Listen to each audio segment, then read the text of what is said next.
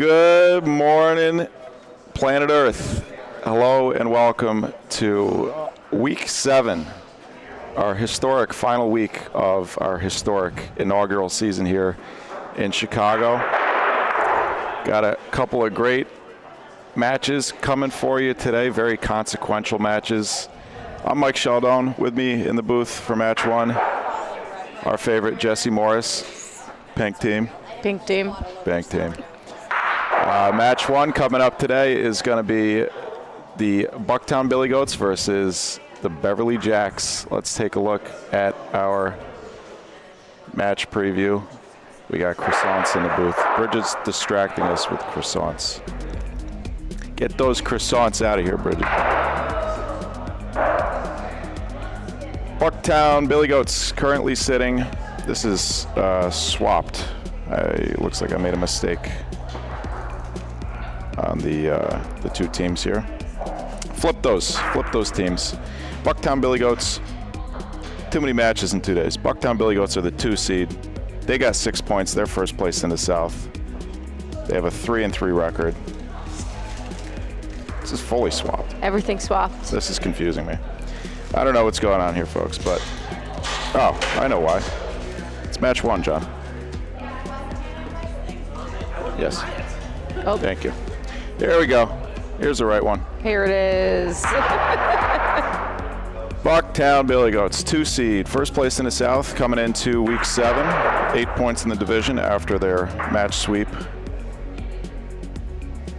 yesterday versus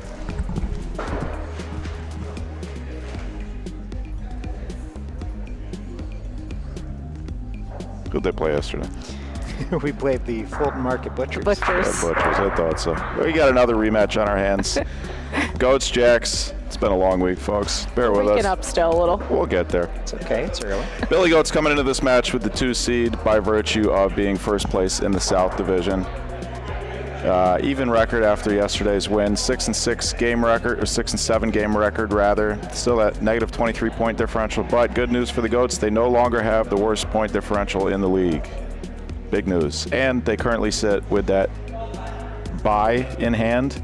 They just need to win 1 game in this match to clinch the South Division because of tiebreakers. Beverly Jacks coming in on the opposite end of the South Division, currently with the 6th seed overall. The way that things are shaping up now, if they enter playoffs with that 6th seed, they will have to play the 3 seed, which will come out of the North Division. That'll be either the Park Ridge Penguins or the Highwood Stallions. 5 points so far this season out of a potential 18 for the Beverly Jacks. 1-5 match record, 5-11 game record, -12. They struggled last week. They struggled in week 6. Rolling as a team just 54%. However, a couple of bright spots for them. Lilia Zaparaniuk, 24 for 32, pointing, 75%. And Leo Janati finishing that match, 13 for 13. He had 13 for 13 shooting. He had 1 good hit coming into the match. So 14 hits in a row, almost a 15th, but just a toe on the line there. And joining us now in the booth, the owner of the Bucktown Billy Goats, Mr. Scott Altpeter. How you doing, Scott? I'm doing well, Mike. Thanks for having me. Thanks for being here. Tell me about what's it like to see the support that your team has gotten. Now you get to come here to Chicago and experience it in person. Yesterday we had 100 people here watching the games, Yep. all the signs, the mascots, and not only here and across Chicago and Ohio and the U.S., but all around the world. Yeah. It's phenomenal. I am lucky enough through my experience in the world at laser tag that I've played all over the world, many tournaments in Europe. So I've got a lot of friends that are watching in like Sweden, Germany, Austria, all the way in Russia. So that support is phenomenal. Now I joined Donnie and his fans. Shout out to Molly, Pierre, Donnie, everybody that I chat with every Wednesday. We really appreciate you watching. Merci de nous avoir regardé. We love it. It's literally the best way to start my day every Wednesday morning is chatting with people halfway across the world that share the same passion that we do about this game. They know the players. They create their own nicknames. They love when I tell them, what nicknames we have for them. They love the backstories and the interpersonal stuff. They've got questions about the game. They want to buy merch. It's really, I can't think of a better way to start a day as a bocce fanatic than to, have that kind of passion and joy from people that didn't know any of us existed, 6 months ago. And it's become such a huge part of their lives, just like it is for our lives. So it's incredible. Speaking of communicating across great distances, how has that experience been running a team?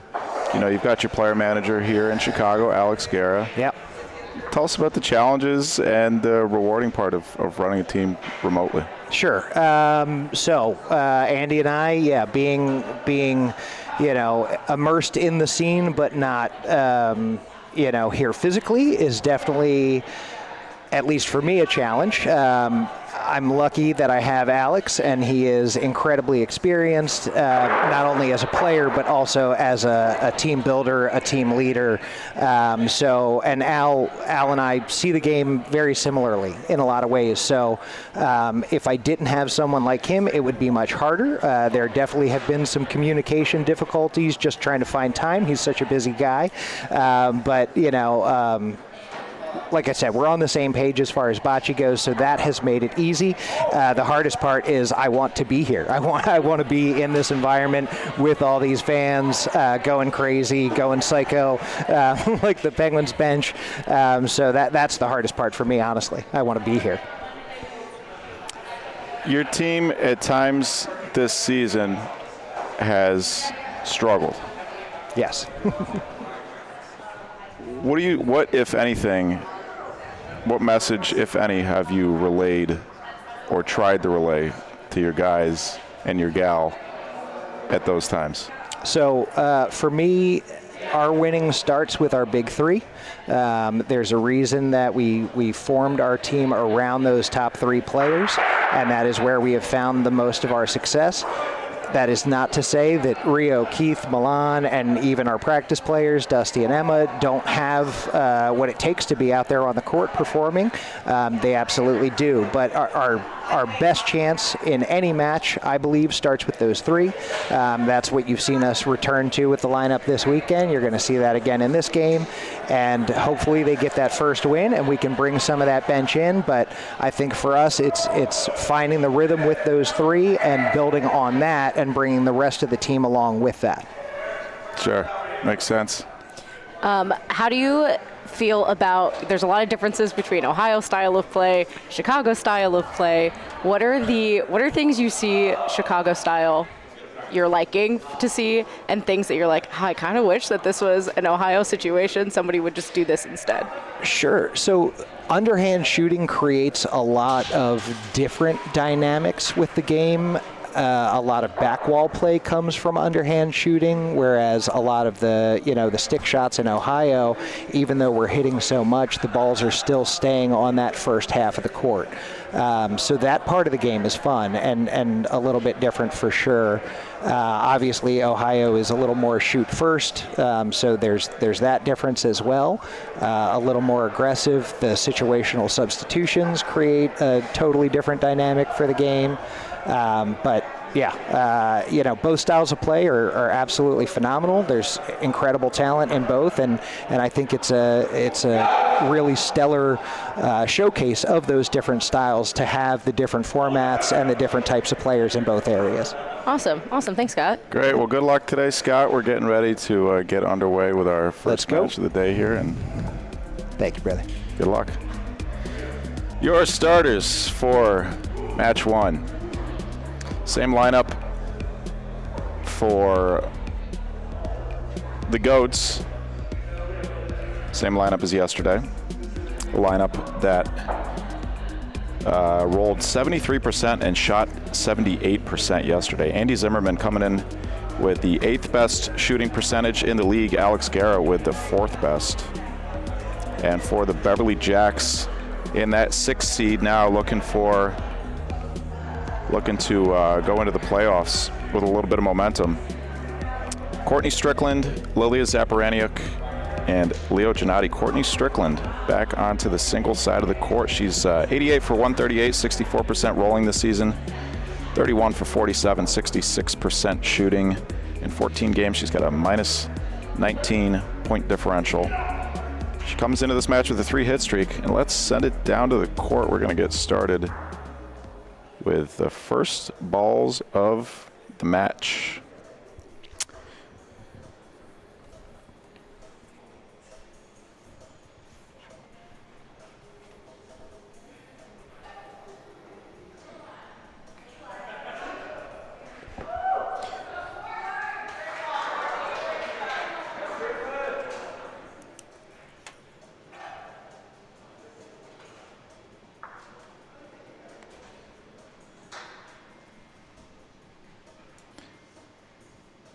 First ball of the match for Alex is going to be a shot. Sotomano,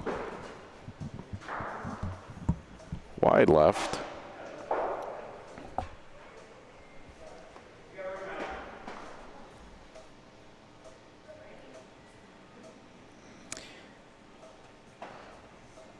Thank you, everybody, for tuning in for this little bonus bocce broadcast. St. George, that sounds nice. We got everybody in here. BBN West, Dave, Jen, Dad, Mickey. Morning, Dad. Morning, Mom. France. Courtney Strickland, solid contact. Alex is going to get a real nice break on the backboard here. Could be a frame saver in this first frame, that last ball that Alex put in.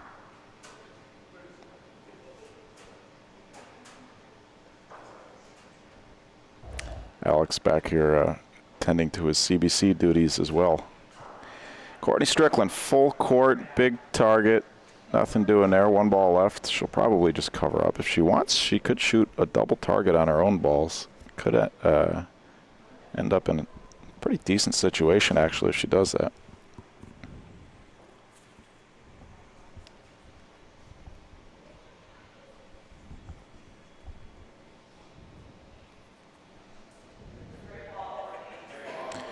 Good defensive ball. 2 balls back to start the match for the Billy Goats. We got a decent Sunday crowd out here. It's nice to see early in the morning. Well, it's early for me, Jesse. It's early. It's still a little early for me, too.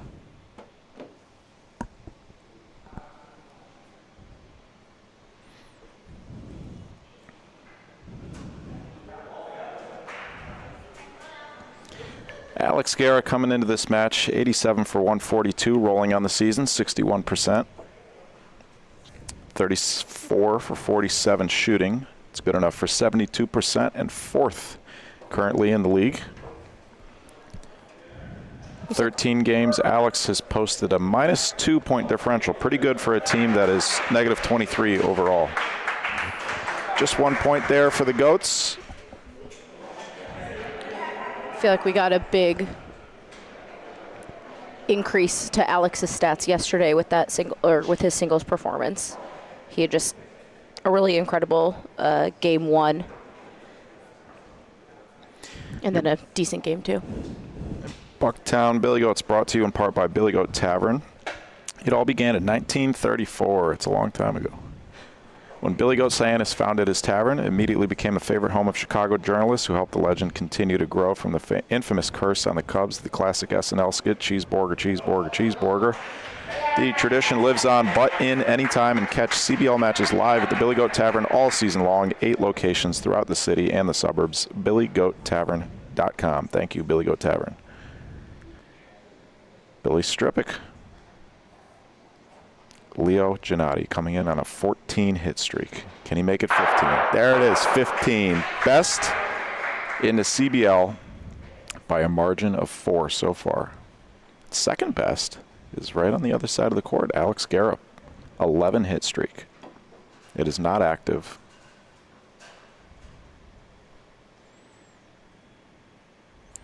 Billy Strippett coming into the match 50 for 79 rolling, 63% on the season. 18 for 26 shooting at 69%.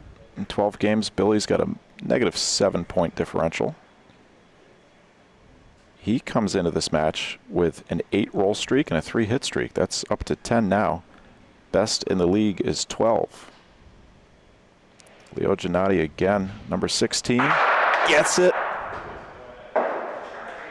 16 in a row. I wonder how many people were talking to Leo about his streak.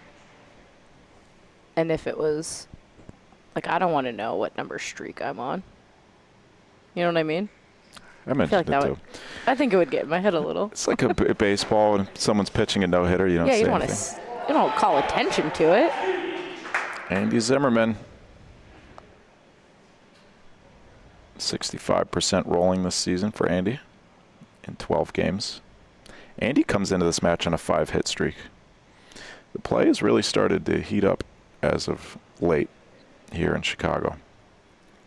Yeah, Andy's numbers were getting up a little bit after he switched to the underhand shooting yesterday and then pulled the stick shot back out after a few hits. But just what I know when you say just nice to see, nice to see one go through the hoop for Andy. Good ball for the Jacks. Joining Leo Janati on this side of the court, Lilia Zaparaniuk. She comes into this match having played 5 games with a plus 12-point differential. It's good enough for 6th in the CBL. Andy Z, a little short, covers the line. He's not going to hate that ball. Jacks will try and come on the outside. Just one ball. A chance to take the lead for a team that has really struggled this season. They won their first match.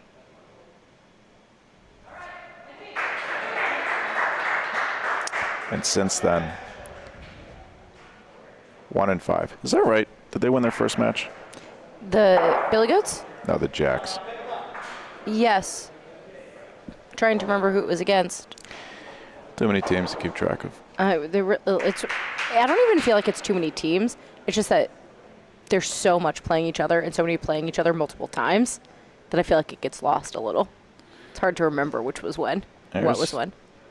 A look at your schedule as we wind down the season and approach the playoffs. Of course, today we got some bonus bocce coming to you. And our other bonus day will be next Wednesday, the 8th. That'll be a semifinal match. Playoffs start on Saturday. Excuse me. I'm losing my voice already. We're 2 frames in. It's all right. I'll be all right, pull folks. it together. I'll be all right. Jack's first game was against the Penguins. Yes, it was a 3-game match. Still trying to figure it out a little. The Jacks beat them in 3 games. Since then, 5 losses in a row, including a Week 4 sweep at the hands of these Goats. The Goats outscored the Jacks in Week 4, 24-12. Courtney Strickland, wide left.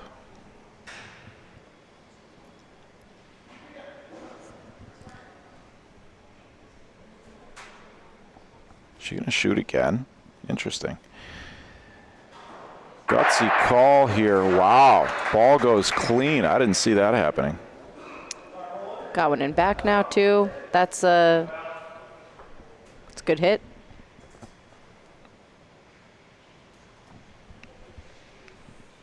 That's a great hit. Leaves Alex's ball in no man's land. Alex sticks it. Oh, Jacks are in trouble now. So the mono shot, Alex Guerra. Ooh. Sticks it almost dead nuts. Now he's sitting 2. Courtney's got to put a ball in front of Alex's ball to try and prevent him from shooting for a huge frame. Oh. It's a great placement. Alex will probably still shoot it. Could go clean. He could stick it. Really no reason not to. Even if he happens to clear his own there, he's got plenty of room to point in. for a big frame. Alex Guerra down the right wall, hits it, makes some room. Does it pass his next ball? No, it doesn't. He could shoot it again. Is he going to shoot that? Go for the 4? I think so, Jesse. They're calling for it. He's just hit 2 shots in a row. Why not? Oh, he's going to take the 2. We talked about, for those that read the match summary, those are sent out to our email list and available on our social media. Chicago Bocce League, Facebook, Instagram, ChicagoBocceLeague.com. In the match summary, looks like a bird was eating over here. What is this? The match summary talked about the GOATs' willingness to take chances together and their ability to continually execute once they find a rhythm. Like Scott talked about in the pre-match interview, these guys are very familiar with each other, and they've played with each other many hundreds of games, and they trust each other. They do. I've watched the 3 of them play just an unreal amount of bocce. I would put money on it if Andy was in control of that in that moment. He would have shot that ball. Andy's much more prone to take those risks, in my opinion, than Alex is. Not that Alex won't, but I think Andy would have done it. Lilia Zaparania coming into the match 30 for 50 rolling on the season, 60%. 24 for 32 in week 6 for Lilia, 75%. She was unreal. It was really, truly beautiful to watch. Andy Zimmerman off the wall, a little late. Didn't have a double target there off the wall. This is a beatable ball for Billy, especially if he parks one on the inside of that ball. They're going to be in decent shape.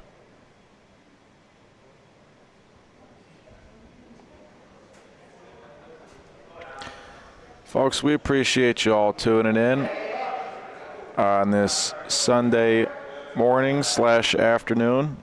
It's going to be a nice day here in Chicago. It already is. I think might see some clouds today. Tomorrow's supposed to be 72 though. Sunny, wild. Timeout for the GOATs. We take another look at this wall shot by Andy, right between. Seems like those shots, when there's just enough room to go between, and you're always like, I'll shoot it. I'm not going to go between. I'll hit something. Yeah. It's always right between. It's always right between. There just really isn't a lot of play off of these wooden walls like you want it to. And if you take too sharp of an angle, it'll get just caught in the rondina. I don't know. Somebody will figure it out. Last ball for the GOATs. 3 balls back for the Beverly Jacks after a beautiful point from Lilia Zaparaniuk. And they are still going to be holding 1. Beth Calloway on the call.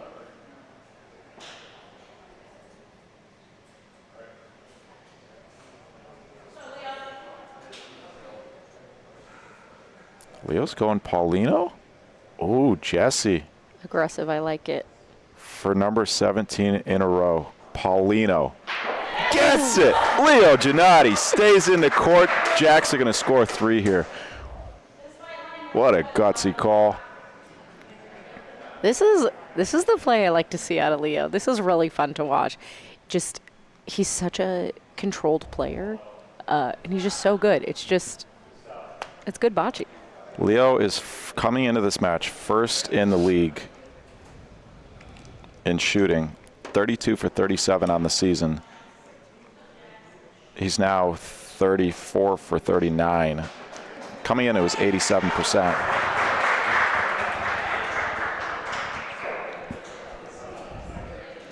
Leo's played in 8 games. This is his 9th. He's plus 15 in those 8 games on a team that is overall negative 12. Leo is plus 15, good enough for 5th in the league. Thank you to Montucky Cold Snacks for sponsoring the CBL. Their American-style cold snack lager is a light, effervescent, sessionable beer designed to be crisp, clean, and refreshing like a gurgling mountain stream. MontuckyColdSnacks.com. Leo's average still at 87. Those 2 hits have not moved the needle, but that record hit streak at 17 is still alive and still climbing. That's wild. I got to wait till he misses till I can make the clips. Till I can make the video, the compilation. I guess I don't have to. You don't have to. You can get 2 videos out of that.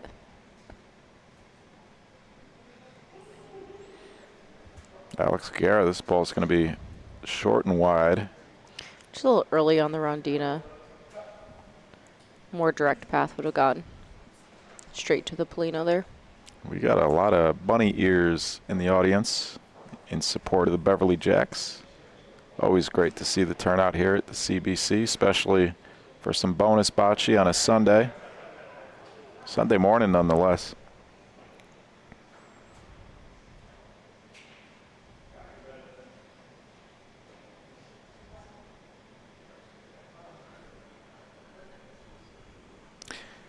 It attracts a certain crowd, huh?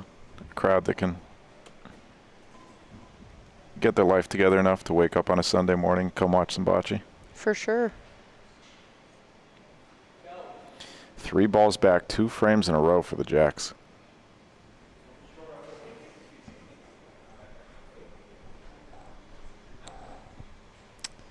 Courtney's first ball. Wasted all 4 owls. Looking back on it, Alex might be of the opinion that he could have shot that ball. It's about a 11-inch, 1-foot ball. Yeah. That last ball that he rolled is probably the best one, probably his closest to Paulino, but this is a fairly safe roll for Courtney if she wants it. A look at your standings coming into the day. Big matches today. The last regular season match for all 4 of these teams. And the Billy Goats are currently, after their sweep yesterday, jumped up into first place in the South. They're holding a playoff bye right now. They just need to win, because of the way that the tiebreakers work, they just need to win 1 game in this match to clinch the South Division in a season that has been extremely rocky for them.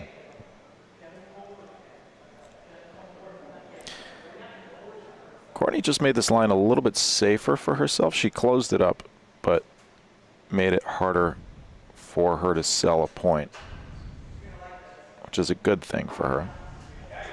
Speed looks good here. If it sneaks around, does it get up there enough? Crocs ref says no. Pink Crocs today for referee Jeffrey.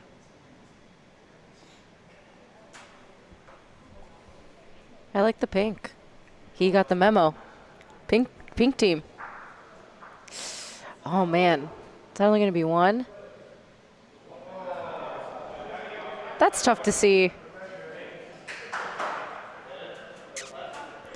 Not for the Goats, it's not for the Goats, no, but for 3 balls back, ideally you want to get at least a second point out of that. She knows it. Oh. A look at your Week 5 Player of the Match winners. We'll be seeing one of these guys next match. 2 of these guys, actually, be facing off against each other. Tim Tillari and Veto Bonsante are both starting at singles for their respective teams. 2 Player of the Match winners going head-to-head. You can vote for Week 6 Players of the Matches right now at ChicagoBocceLeague.com.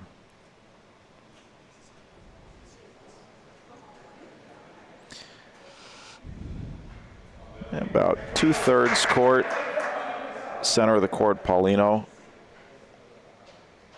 First ball miss for Lilia Zaparaniuk.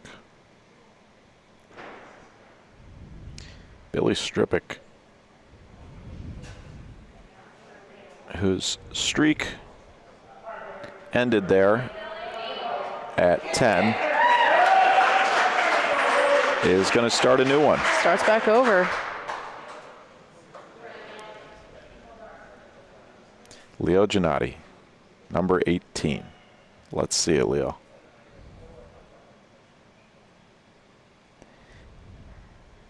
Can he add on to his streak? Oh, man. The streak ends at 17. Then that's the number to beat, folks. I think we got... Leo would love nothing more than a Paulino reset this frame. That's funny. The crowd caught us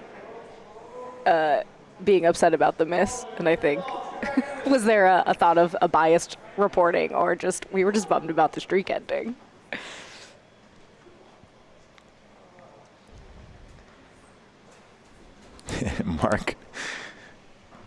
Mark's over there listening.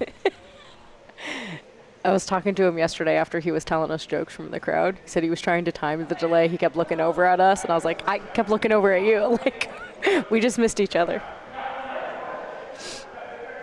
That's too funny. Mark's over here talking shop with Scott Alpeter there. We got him that time. Andy Z, stick shot. Where does Paulino go? It goes to the backboard and the Goats. 2 balls back. They're going to have about 4 feet on the backboard to roll in. Billy's really been working on his back wall point, so This could be a... expect to see. Sorry, go ahead. Expect to see point number 2. This on could the be... streak rewind. Okay. Is that it? Yep, done. This could be 4. This is going to be, unless they sell 4 crooked numbers in a row, 4 frames in a row. 2 points for the Jacks, or 2 points for the Goats in frame 3, 3 points for the Jacks in frame 4, 2 points for the Jacks in frame 5. And now it's going to be 3 points for the Goats in frame 6. Good hit from Andy, good result on the backboard. And we've got a tie ball game.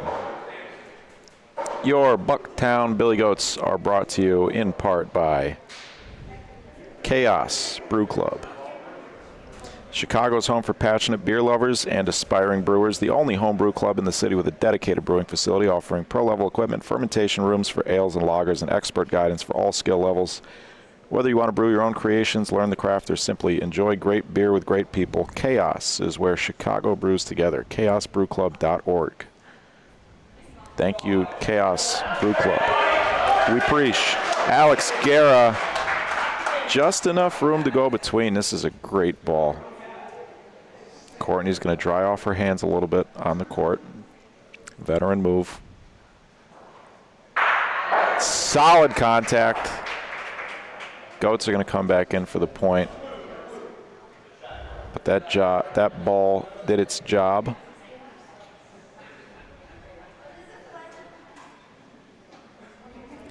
Holloman's tuning in from across the pond. Shout out. Highwood Stallions will be up in match 2 of the day here versus the Fulton Market Butchers. 2 teams that are actually, the way that the playoff bracket sits now, are lined up to potentially play against each other in the first round. The 4 and 5 seed. Alex Guerra, wonder if he'll shoot this underhand with Paulino in play. No, he won't. Ooh, clips it. And this time the Jacks are going to get the break, it looks like.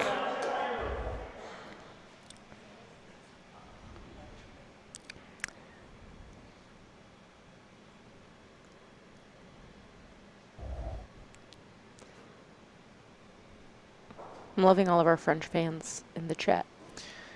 Bonjour. Bienvenue. I got a croissant. We got croissants today in the booth. Shout out. Croissant. Good ball. Alex Guerra turns around and tells a joke to the fans in the bleachers. Our Billy Goat is not dressed up today. What's going on? are you talking He's about? here. Oh, a little combo shot for Courtney Strickland. That'll work, I guess. And she's got the point. Super big brain move there. Love a big brain move. That's a miss, but she'll take it. Nothing you can do but smile after that hit. Alex trying to force her to shoot her last ball. She's got a big target. If the Paulino moves, things could get interesting here. Court Strick. Clips it. Clean. 1 point for the Jacks. 7-6 ball game.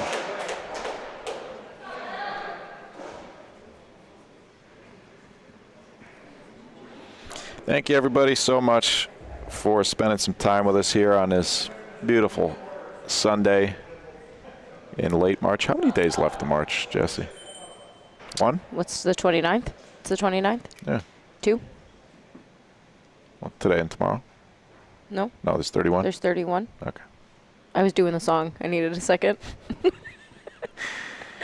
We appreciate you tuning in. If you're not subscribed, please subscribe to the Bocce Broadcast Network. We're live at least 3 days a week with professional bocce from both Chicago and Ohio, as well as tournaments around the country throughout the year. Andy Zimmerman lines up the shot and falling away from the fence. That can be a tough shot straight up for a right-handed shooter with that fence right on your left. A lot of righty shooters and lefty shooters, a lot of shooters in general, like to stick the opposite hand out as a counterweight. And that can be a strategy sometimes. You'll see Alex does it a lot. He sticks his arm all the way out. So sometimes when I'm playing Alex, I'll just put the Paulino down the right fence. I'm not saying it always works. There's a few courts where that really does get in the way for me. The Highwood courts. Sometimes just where those big pillars are on courts 2 and 3. Sometimes they just get me in a way. I'm like, oh, shoot, I actually can't get that shot. Billy Strippick is a little early on the Rondina. Does he chip his own ball? No, he doesn't. Decent defense. Jacks still have an open shot at Paulino. And that's what the Goats are discussing here. Mario Dato, again, captaining for the Goats, discussing the call. Andy's going to put a ball deep. Makes an exaggerated gesture. So hopefully the scorekeepers know that he's doing this on purpose. The stat keepers. I think that gesture was specifically for the stat keepers. This ball is going to end up okay. Okay, so is that a good ball for back wall point? It's a 50-50 ball. Hard to tell. I don't know, it's Hard to say. 10, 15 feet off the back wall. Lily can drag Paulino here and make more room for the Jacks. Quick decision for the Jacks. Still 2 timeouts left. I would have thought that they might have still considered shooting that Paulino off the Rondina. It's a pretty safe shot off the wall or off the Rondina. Yeah, could have shot, cleared everything, reset with 2 balls left.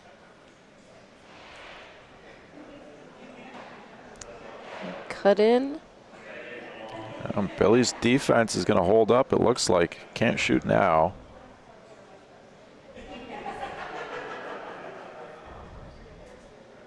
I like that line a lot better. The only sell is if Leo comes out early here and chips. He would have to hit it pretty hard.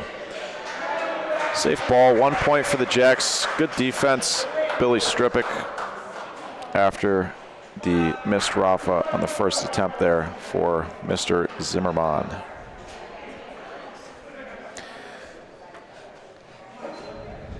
As a reminder, folks, you can vote for Week 6 Player of the Match, as Week 6 just wrapped up about 20 hours ago, 19 hours ago.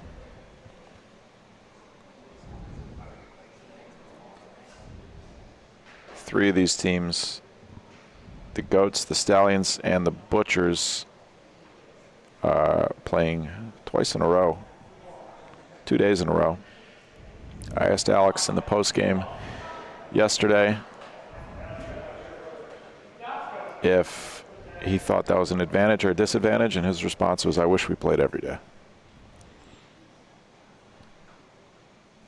I think it's an advantage. You think about it like tournament play, coming back to the same courts. You're tuned up, adjusted to speed. That ball is long gone.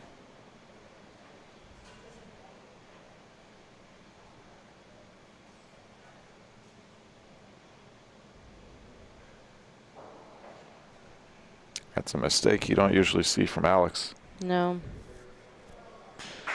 Good correction here. It's going to be out in the open for Courtney Strickland. She'll probably shoot this ball. Her first ball is decent. It's over 2 feet, but forced Alex to use 2. And now Alex is actually in the advantage here, sitting 2 points with ball advantage. Alex could shoot twice for a big frame if he wants to.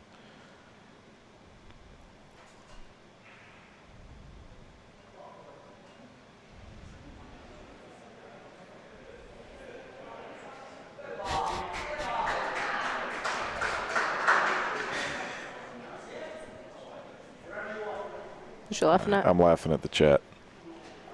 Get your wife some croissants, Nick.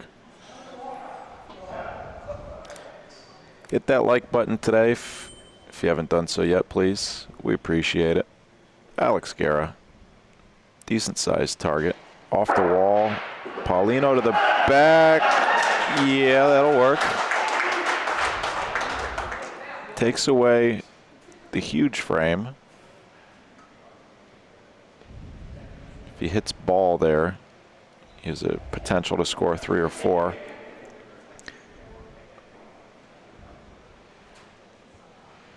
Court Strick. 88 for 138 rolling coming into this match. 64%, and that's a peach. Alex will shoot. Could still get 2. He's going to go off the wall again. Flashbacks of that 11-11 frame. Yeah. Where the Goats lost to the Stallions on a wall shot. Is this early enough? No, it's not. No. He switched. He shot the first one off the wall hard. And Sotomano backhand. He shot the second one softly and underhand. Came out less off the wall. I think possibly his target on the first one was not the Paulino, and it came off too much, so he over-adjusted a little to have it come out less, but maybe just over-adjusted too much. I think that the front ball might have been in his way if he took the same shot. I think that too. Two things can be true. Never. Lil Zap, 4 for 8 so far this match. That'll be that one's up to the stat keepers. It's a 50-50 ball. Struggling a little in this game. Billy Goat Strippick. Solid season. His 69% shooting would, percentage-wise, would be enough for the top 10, but he has not shot enough, not taken enough shot attempts. He's played 12 games. He's only taken 26 shot attempts. You got to average 4 per game to qualify for the leaderboard.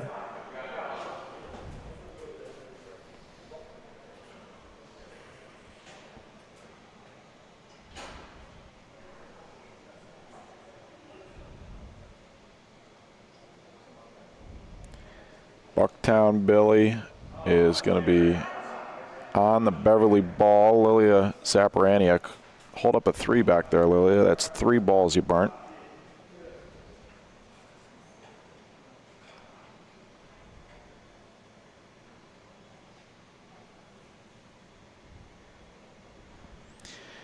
Bucktown Billy Goats are very aware that they only need to win 1 game this match to clinch the South.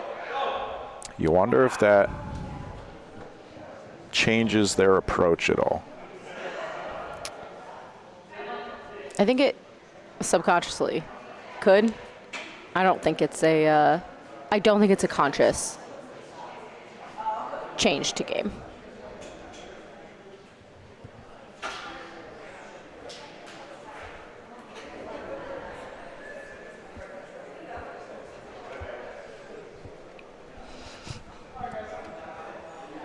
Later on today, we'll have the Highwood Stallions versus the Fulton Market Butchers, 2 teams jockeying for position. And then our final regular season match is lined up to be a banger. 1 match for the North Division and the #1 overall seed. So we get a little deja vu here from Andy Z. This ball's got to stop. It's dead. Jacks can shoot Paulino for the game. 1 shot at it for Leo. 2 timeouts remaining for the Jacks.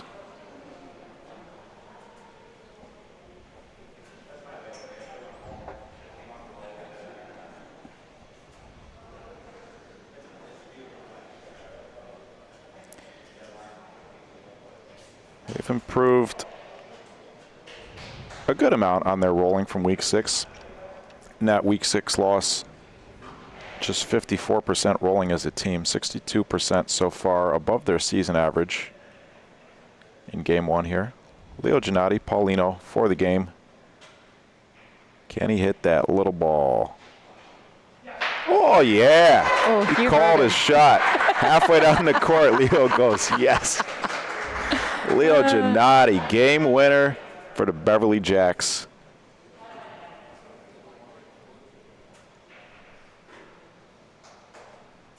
He's going to end this game 4 for 5 shooting. That makes him 18 for his last 19 shots, Jesse. It's unbelievable. He really is just so talented.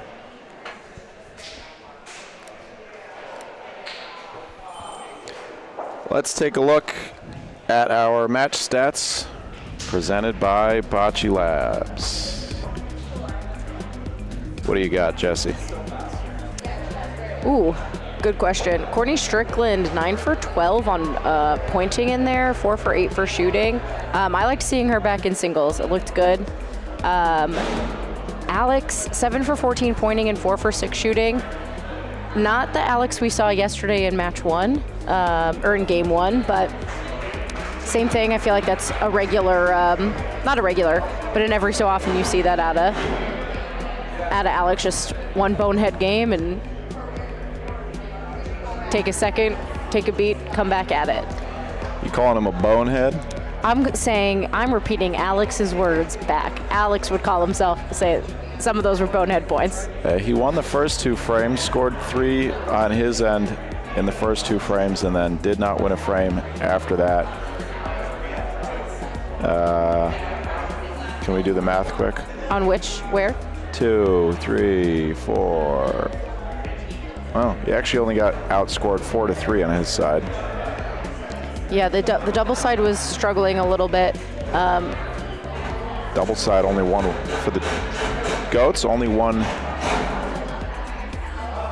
frame that game. What is that noise? Someone's doing stuff outside. I don't know.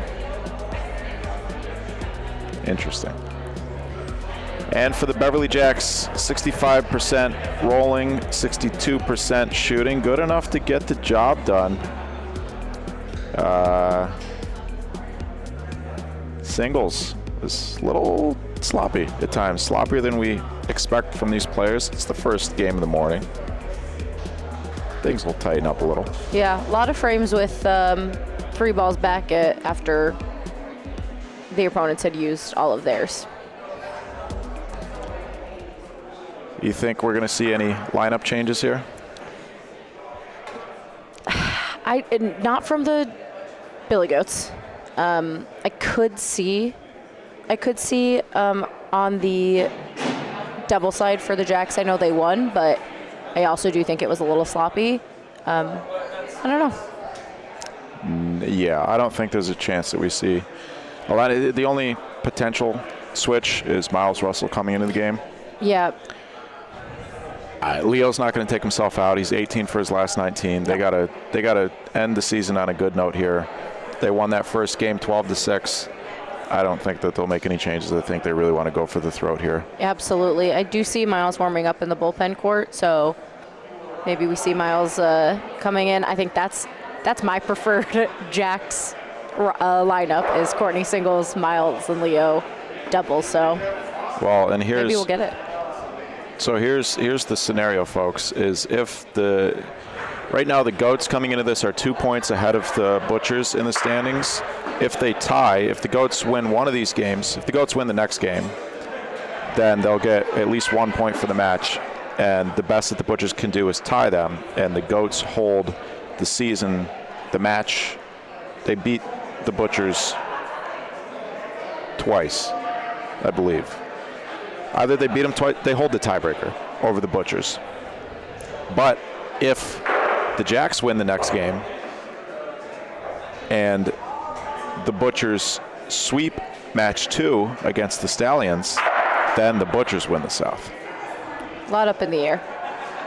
It would need to be a sweep. Again, if they tie, if the Goats need to either win this next game or they need the Butchers to win one game in their match. Yes. Jesse. Yeah. You know what we figured out earlier? Tell me. There's 2 days left in Women's History Month. The month of March, we're celebrating women's history and acknowledging a lot of the contributions that women make, not only to the Chicago Bocce League, but to the sport of bocce in general, as the plumbers drove to the center of the earth 20 feet from us. Our own Carm Dutton had the pleasure of sitting down with a couple of Lady Jacks and talking to them about their experience as women in bocce. Let's send it upstairs to Carm. How has your mom supported you and encouraged you to keep playing bocce? My journey's been a little bit different. I started out by calling my parents and saying I've started a bocce ball company. Been super supportive of that my whole career. And then when I started playing competitively, obviously they rallied around cheering for me. So yeah, I would say started with the business, and then now they're just really excited to see me actually play. Because I hadn't for all those years. We're excited to see you play too, Alicia. Yeah. That's right. My partner. Yeah. That's right. Lilia, how has Tanya supported you and encouraged you playing bocce? Well, at first, I have to be honest, she wasn't not unsupportive, but she wasn't super supportive. She thought I was obsessed. Which, to be fair, every time she called me, I was somewhere at bocce. So it was like, where are you? I'm at bocce. There's a little bit of a obsession. But now that she sees that it's like going somewhere and that I'm really enjoying myself, she's glad that as I approach retirement, I have something that I'm so passionate about. Because I think it's hard when you retire to find that thing that you really want to do. And now I'm just able to have more time on my hands. And until they give me some grandchildren, I'm going to keep rolling those balls. Courtney, how's your mom supported you and encouraged you to keep playing bocce? Yeah, she always calls me like her shining star, and she knew from a very young age that I was competitive and that I love competing, and she's just there to pick me up when I'm feeling down about maybe not playing so great. She just knows that I've got this fire inside, and bocce essentially stokes that flame for me. So yeah, she's just always pushing me to keep going, and that she supports me no matter what. Love it. Lilia, what's your advice for women in bocce today and the future of women trying to get into the sport? So my first word of advice is intimidation. Don't let it eat you up, because it got to me for a whole year. I was intimidated by mostly the men on the courts because it is more of a male-dominated sport. But the bocce court doesn't know gender, right? It just knows where your ball's going to go. And you don't necessarily have to throw the hardest ball. You just have to throw the smartest ball. And that's also gender-free. That's a bar. Yeah, that's a good bar. Okay, great. Like that. But with the support of the women around me, and of course some men, it just became more comfortable. And, having Alicia next to me these past few years has been truly like, we went through this journey kind of together. Yeah. So that's really helpful. And then having Courtney as my, mentor and teaching me different things to rafa and shoot. And it's just been a really great journey. So I would just say, don't be scared of anything. I mean, I just signed up for the Toronto PRV singles tournament. Yeah. I know I'm not going to win one game. Get it. Like you said, the experience is what you need to get better. And if it takes taking a whooping, then so be it. Yeah. Yeah. It's been really fun seeing you, Alicia, and you, Lilia, come into this together and really, take your play to the next level, but also have a great time. Yeah. By having And a that's good time. bottom It's been line. fun to see. Like a lot of people when they watch us play in the last few tournaments, they just say like, you guys look like you're having the most fun. And like, we really are just kind of like, we're playing seriously, but we're having a good time. And so I think that is another thing, is find the teammates that you can vibe with and like trust and know that they're going to get the job done, but also you're going to be able to hang with them. I also really want to shout out to all the women in bocce that are taking care of all these clubs and also playing in these tournaments. I'll make it quick, but I just need to shout them out. You go up to Palazzo de Bocce and Annette is there. She's going to bring you a pizza and then turn around and she's just a killer on the court. You go to Roma Lodge in Milwaukee or Racine area. Bree's going to make you a Harvey Wallbanger and then turn around and be cheering for her family and just being awesome. St. Louis is one of my favorite tournaments. I really bonded with Paula this year because we played in the women's tournament, and she runs the tournament and is playing, and it's like so much. And then I really want to give a huge shout out to Lee Chrisman from Lorenzino's. My first Ohio tournament, I was very nervous. They were so welcoming and like so warm and welcoming and awesome. And she's done such a great job of doing this ladies hot shots all year. Yep. And she's a killer on the court. I think she got third in that tournament and third or fourth. And she was amazing. And then as soon as she would hop off her game, she would turn around and be filming other games. Yeah, she wanted them to be on Facebook, and she was, such a support. I just want to say that, Alicia, you are that person as well. You crush on the court, and then you also run tournaments. Yeah. She's doing the same. I'm trying to. So I know she's really going to be upset when I say this, but for me, it's Vanessa Garippo. And she's only going to be upset because she's super humble. And a shot or a point that is 6 inches from the Polino is not acceptable for her. But she is the one that always motivated me to go to Highwood and practice and practice and practice. And I learned so much from her, and she's still killing it on the court. Yep. And just beautiful, funny, compassionate, just an all-around wonderful human being. Madame Garippo. Very That's true. what the Frenchman calls her. Madame. Courtney, who's your bocce girl crush? Alicia totally hit the mark with mine. I was going to say, I have too many bocce crushes because I have never felt like so welcomed and supported than going to Lorenzino's and being with all the women for the tournament back in December. Like it was, Please, if you're it was looking to just the do a best. tournament, do that one. Yeah, completely. It was just the best. And celebrity-ish wise, Carol Martin. She's like the Volo queen. She can go toe-to-toe with Anthony. Any guy you put on the court, she's going to go toe-to-toe with them. And she's just the nicest, sweetest person off the court. And she will volo your face off in a game. And I felt that 10-0. She can out-volo Anthony at this point. Sorry, Anthony. The woman can volo her face off, and it is just the coolest thing to watch. She's just amazing. So, yeah, I would say the women of Lorenzino's and Carol Martin. Love it. Thank you so much, Carm. Thank you so much, ladies. We are getting ready to start the second game of the match here at 52% rolling, 56% shooting for the Bucktown Billy Goats has got to change. Otherwise, their fate is no longer in their hands. Let's send it down to our feature court. Oh, look at that nice little feature there. I like that. There they are, Alex Guerra, Courtney Strickland getting ready to roll. Let's send it over there, John.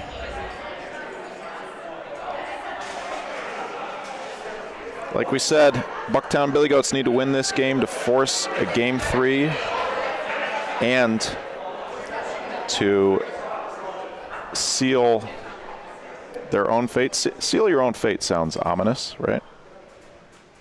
Sounds ominous. It sounds right. Like a bad thing, but it could be. Seal their fate in a positive way. Yeah. Michael, I know you were about to just say something, so sorry. I do see, I think, Leo Janati sitting? Not sitting, but on the bench.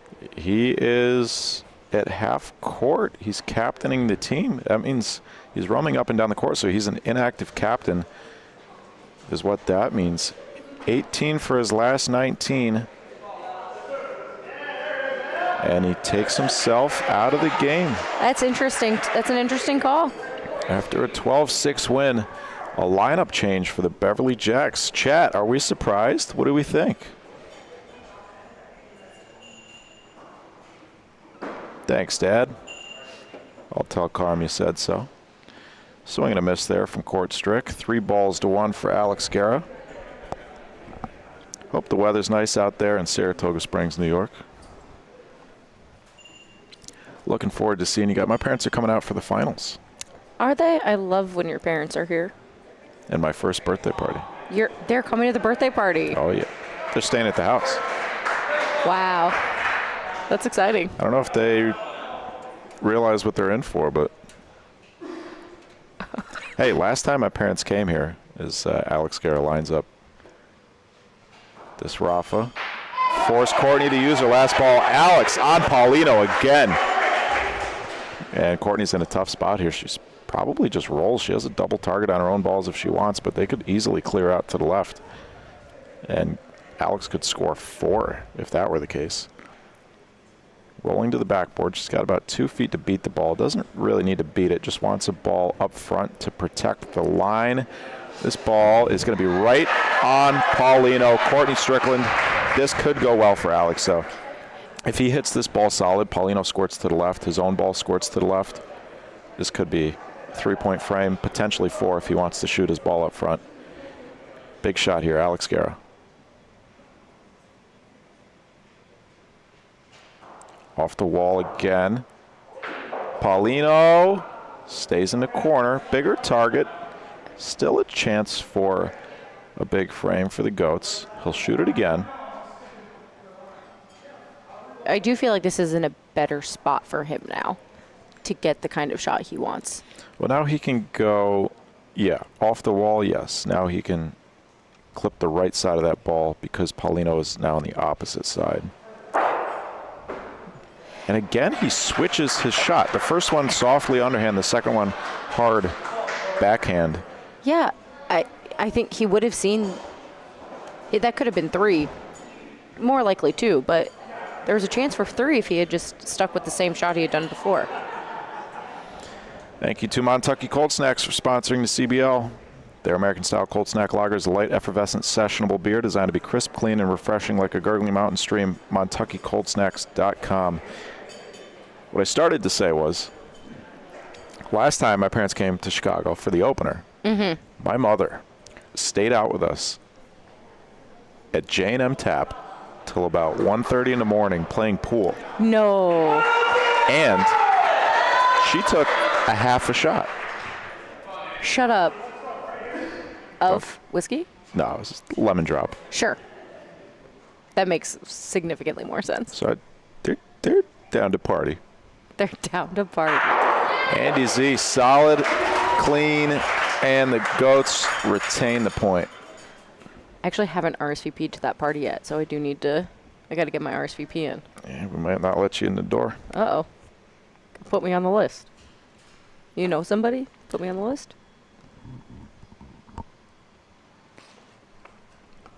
Lilia Zaporaniuk, 6 for 10 so far this match. Hasn't taken a shot yet. A lot of room here for Billy. He'll go wall side, I would imagine. Could hide one here behind Lilia's front ball.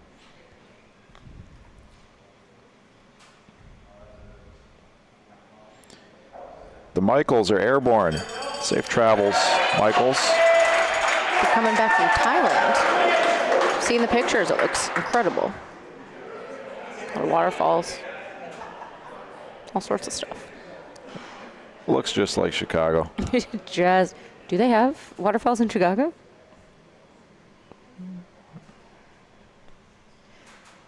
John says They're not 2. in Chicago, but they're nearby Chicago. I was making a joke from earlier. Don't worry about it, guys. Miles Okay. Russell lays on the ball. Beautifully done. Ball advantage still for the Goats. Looking to shoot something here, but this could easily ricochet into their own. Paulino could be good, and it could be bad. Where are they going to scatter? Oh, got to hit him for him to scatter.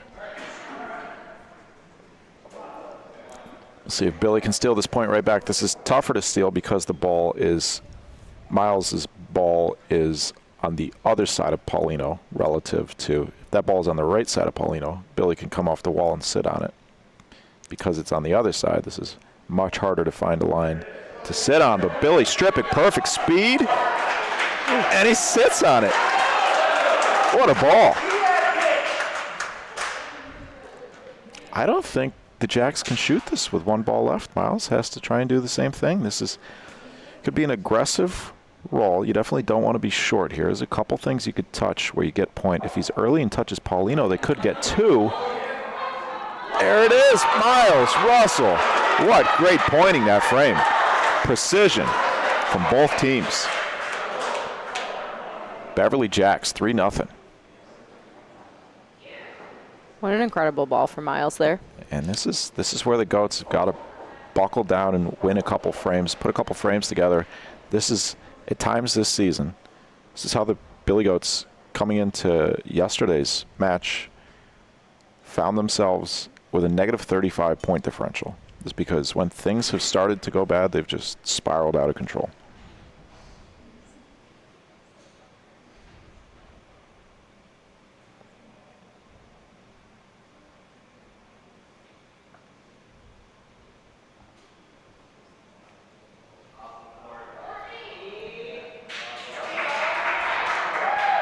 Jacks got their confidence back.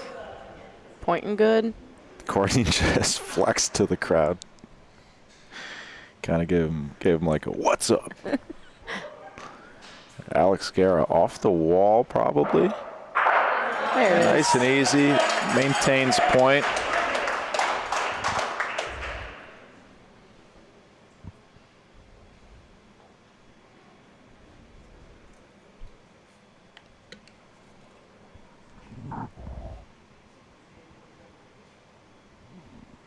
Here comes ball number 2 for the Jacks. This one's further off the wall. And as Andy was saying yesterday, Gordo Paulino. It means fat Paulino. That ball was long. It caught the Paulino. Sure. I knew what that meant. I speak Spanish on 310 days of Duolingo in a row. That means obviously I speak Spanish. Oh, wait. Fluently. Claro que sí. Of course. Alex Guerra, he's done this a couple times, choosing to point on balls that are like 12 to 14 inches, maybe 15 there. It's just a tough ball to beat. It's situated well for him to lay on. If he can put a ball between Paulino and that ball, then he really takes control of this frame. But with that missed attempt, he loses ball advantage. This ball's got a shot. Yeah, and unfortunately with that first, I think ideally you would have come just straight cross court at that, no rondina, and then he kind of lost that line with that first one. Look at this Sunday morning crowd. We love to see it. It really is beautiful to see. I can never get enough of the crowd here. It's the coolest thing in the world. And we love you folks tuning in from home. Hit that thumbs up button, please. We don't get enough likes on our Chicago broadcasts. I got a gripe. I got a bone to pick with the audience at home. If you're clicking that like button, I appreciate you. If you're not clicking that like button, it's so simple. What are you doing? So much work goes into this. Can you just click the like button, just please? click the button. A little chip in a chair for Court Strick. Ball. Oop. Looks like it's short. Crocs ref. A little hidden behind the scoreboard there. Last ball of the frame. Jacks looking to make it 5 or 6 to zip. Court Strick gives it a chance. 3 points Fantastic rolling the last couple of frames from the Beverly Jacks. We talked about that coming into this match. 54% rolling in week 6. It has been their Achilles heel. And here comes Lilia Zaparaniuk to put the pressure on. Week 6 Player of the Match voting is live now at ChicagoBocceLeague.com. Week 7 Player of the Match voting will go live at the conclusion of today's broadcast. And of course, we will be live tomorrow at 6 Eastern, 5 Central, from Lorenzino's Bocce Club in Youngstown, Ohio, for the Ohio Bocce League. Lilia Zaparaniuk is not done yet. She's finding it, folks. 3 straight frames to start it off for the Jacks, and if we go back to last game, that's a total of 7 straight frames for the Jacks. We talked about the Goats and their struggles this season. When they've had bad frames, they've just compounded and compounded, and for whatever reason, they have allowed their opponents to go on streaks.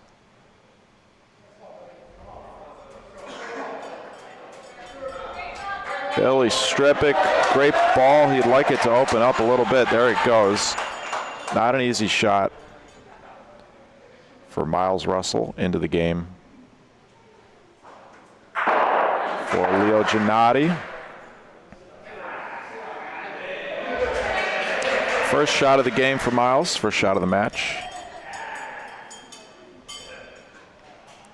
Looks smooth. It did look smooth. It looked like a little less follow through with the forward motion on the hand than normal for him. Lilia Zaparaniuk right back on top. And that'll get a shout out of her husband in the bleachers. That's 2 in this game. That's my wife. One of the greatest bocce spectators there is. Andy Z. Paulino to the Jacks, it looks like.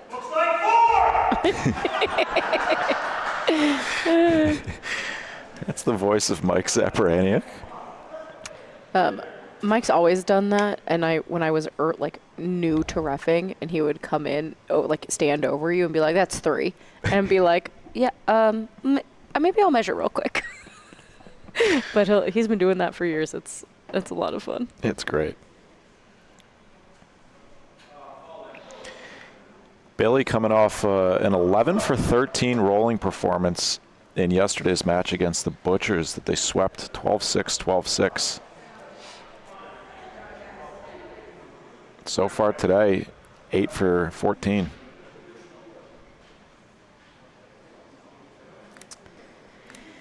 Folks, after you subscribe to the BBN, you'll see I think a lot of people don't see this. You'll see a little notification bell pop up under the video. If you're subscribed, you'll see it. You can hit that notification bell, and what that does, you can decide which notifications that you want to get. What that does is it allows you to have a little notification pop up on your phone when we go live. You don't always have to tune in.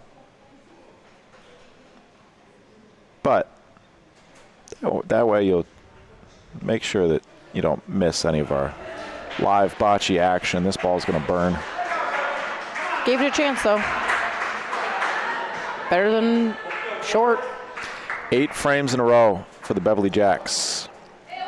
We'll be back live Thursday the 2nd. April sounds nice after a long winter here in Chicago. April sounds like a nice word. We'll be back live on Thursday at our normal time, 6:45 Central, for the final regular season match of Season 1. It'll be the Elmwood Park Eagles versus the Park Ridge Penguins, first and second place in the North, number 1 and number 2 overall, outside of, if you take away the division leaders. The byes right now, the byes go to the division leaders, so right now the Eagles hold the bye in the North, but that match will be for the North Division pennant and the number 1 overall seed. Alex Guerra, Sotomato, licks Paulino, Jacks maintain point. Billy Goats are in trouble again. This goat is standing back here behind the bleachers just begging for something to cheer for.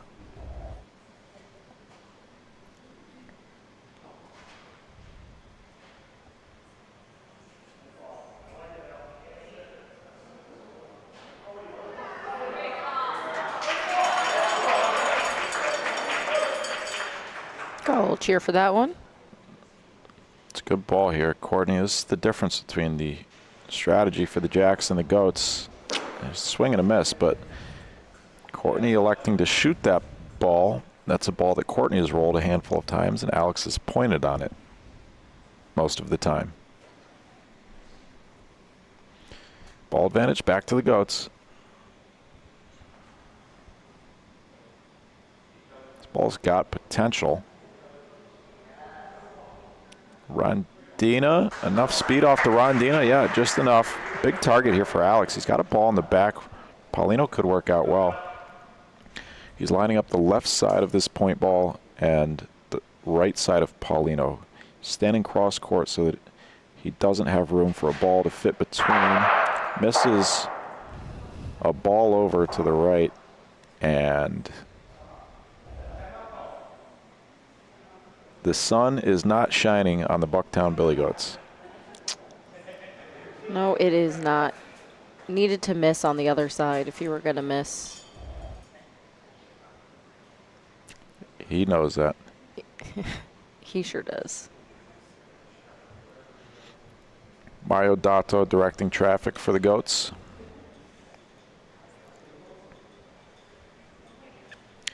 Crocs ref watching over the festivities. Alex Guerra playing defense. He's trying to park one on the inside of Courtney's ball, or even on the backside here. This is separated enough. Courtney, she's only got one ball left. Probably just points here. Yeah, up 7-0, I think. With 2 balls left, she might shoot that, potentially get 3 or 4. Too much Paulino in play for a shot with the last ball. She's got to drag it for 2. Does it stop in time? Just 1. That one was zooming. Well, things could be worse for the Goats. Could but be. They are pretty bad. We need a Z-Pack is funny. Whoever just yelled that. What do you think that was? I mean. Oh, that was the Goat. I thought it was Mike Zapp. No, I actually don't know. That was the Goat. What does that mean? A Z-Pack? Yeah. It's a course of antibiotics, but also Andy Z. Okay. Is my guess. I don't know. Maybe it's not that deep, but they're bleeding.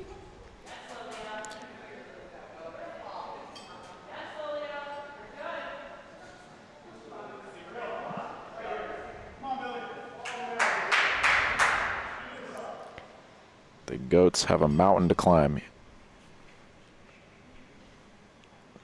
Billy Goats, famously good mountain climbers. In the past.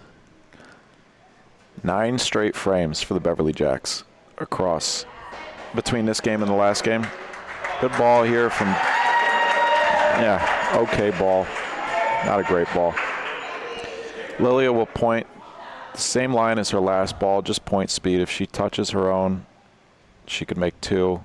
She could hide either the ball that she rolls, or if she bumps the ball, she could hide it too. This is a different line. I don't understand why she would take a different line. She's going to be in. Oh. Just kidding. That's just, if she rolls that ball in the same line. There's really just no reason not to. You already have it into muscle memory. Add a little bit more. Maybe you hit yours. Wow, this is what, when we say that's a gift. And let's do something with it. 3 balls back for the Billy Goats. And they've got to get at least 2 here. I mean, just 1 in the Plano is fine, but at least 2 is... Ice ball might not be in. I don't think it is. I mean, they're set up so easily to get 4 here. All right. Easy for you as a roller. For me, I'd be a little nervous about this roll, but trying to go wall side. Don't want to touch the front ball of the Jacks. Billy's body language didn't look good. He said it's long. All right, so... Still 1. And you'll roll the same line. These are the points you got to have when you're trying to make a comeback.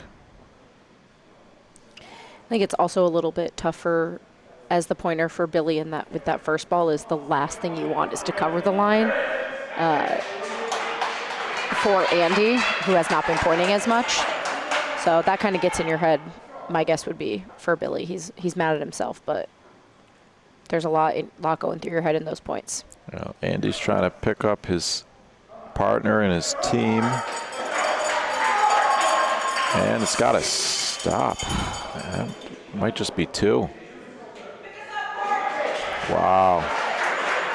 Both teams failing to execute with balls back.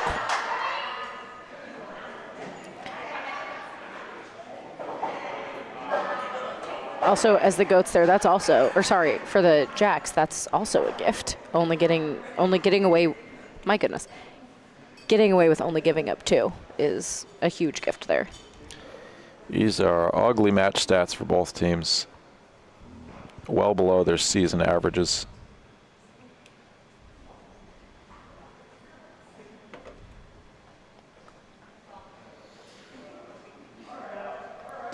For the most part, the Jacks have actually improved on their season average, 60% rolling.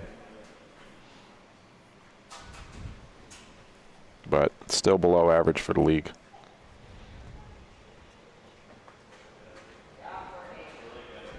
Court Strick +6 so far over Alex over the course of this past game and a half. And that was 9 straight frames for the Beverly Jacks.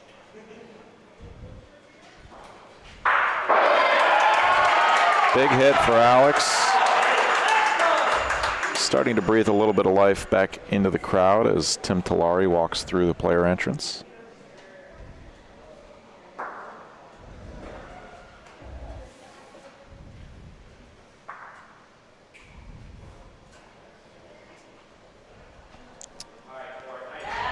Another great ball here from Courtney Strickland. Ball's on an island. When I say that, it just means that it's out there on its own. Alex doesn't have a double target on anything else. He only has that ball to hit. These are hard shots to be able to do over and over again, folks. Alex Guerra. Solid and sticks around for the second point. Still ball advantage, though, for the Jacks. If Courtney can beat this twice more, she should score. This next ball is critical.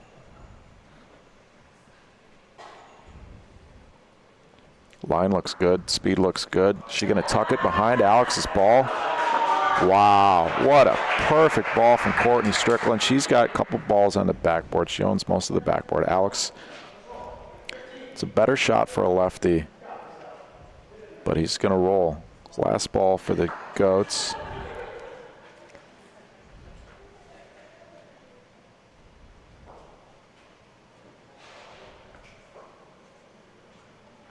Ball's got a shot, Jesse. It sure does. It's got to come down a little bit.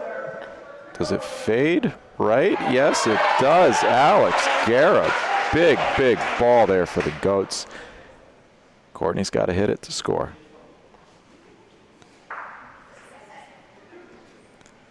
Crocs ref confirms.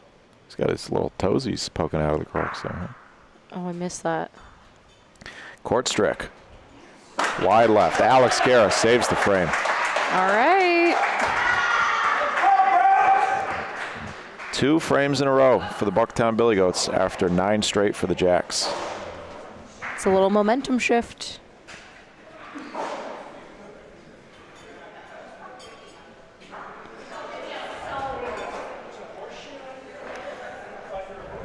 All right, let's see where Billy goes with this Polino, eh? Whoa. The A. Little Canadian there. Nah. Felt it. Felt right. Billy Stripik 9 for 16, rolling this match. Hasn't taken a shot yet. He only had to take one shot in the Week 6 match against the Butchers, and he hit it for 4 points. Let's see if he gets a chance to do that today. That was a fun call yesterday. That was fun to see. I asked 3 members of their team why they did that, and all 3 of them were like, yeah, I don't know why. Very spot on. Billy's Very shot. on brand. Billy's shot made more sense than the shot before it, in my opinion. I don't remember the. They did not disagree. Oh, sure. At that point, they had to. Andy, there was, for those who aren't familiar, there was a call where Billy Goats could have rolled in for 3. Instead, they shot their own ball, went for 4. Yeah. Could have gone bad, but it went great. There's Andy and Billy are on a team together called Turbo Team. And that is exactly the kind of thing. It's a very turbo move. And that's the exact thing I was thinking the whole time that was going on. And every so often the Goats are doing something. I'm like, this is a very real turbo move to make right now. Billy Stripik, you think Billy's okay with letting the Butchers decide their fate? I don't think so. The Bucktown Billy Goats need to win 1 game this match. They need to win this game to clinch the South Division. If they don't win, the Fulton Market Butchers have a chance to overtake them. Miles Russell, skip shot and a beauty. The level of difficulty to switch to underhand and bounce it over Paulino. That's unreal. Here comes Andy Zimmerman's first roll of the frame. It's got to go. It's just short. Jacks are going to have 2 balls back. Andy will probably just tuck one here.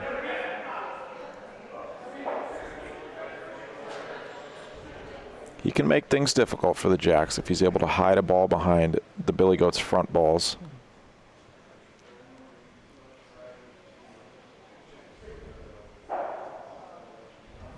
Little chip would be nice. And makes the point on the outside. They could get a ricochet here. Miles might have a little bit of Paulino across court from this left corner. I guess not. He's electing to shoot it straight up. This will be a stick shot. Miles Russell gets it. Paulino goes to the back. Who gets the break? The Billy Goats are going to be in, are they? Calling for help on the measure.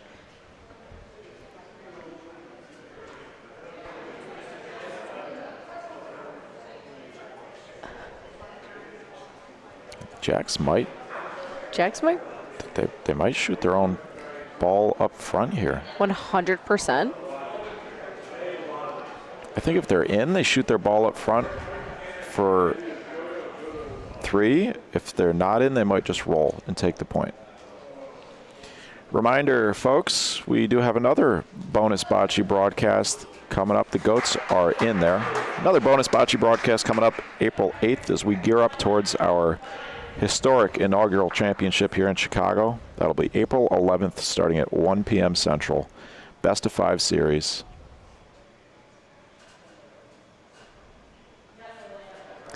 Lilia's going to take 1 point here. Kind of liked the call for a shot for 2. Yeah, you had a big target. I like it because you had a big target on the ball and Paulino. Yeah. Even if you miss your ball on the left, you can still catch Paulino in the back. Yeah. It's okay. 1's good.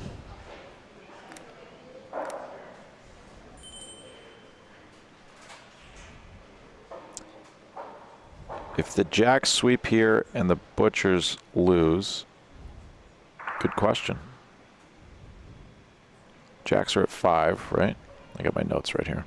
Yeah, Jacks are at 5. If the Jacks sweep here and the Butchers lose, then let's see. The Goats swept the Jacks 24-12. Game 1 was 12-6. If this game finishes 12-3 and the Butchers lose, the Jacks can win the division. Yeah. Great question in the chat. Thank you, Knockwurst. The Jacks can win the division if they sweep this 12-6, 12-3. The tiebreaker would go to game-winning percentage head-to-head between the Jacks and the Goats. The Goats were 2-0 coming into this. If the Jacks win twice, they'll both have 2 wins. Well, Jacks would be ahead if they sweep. They'll have 3 points. Right, that's what I'm saying. Goats only have 6, though.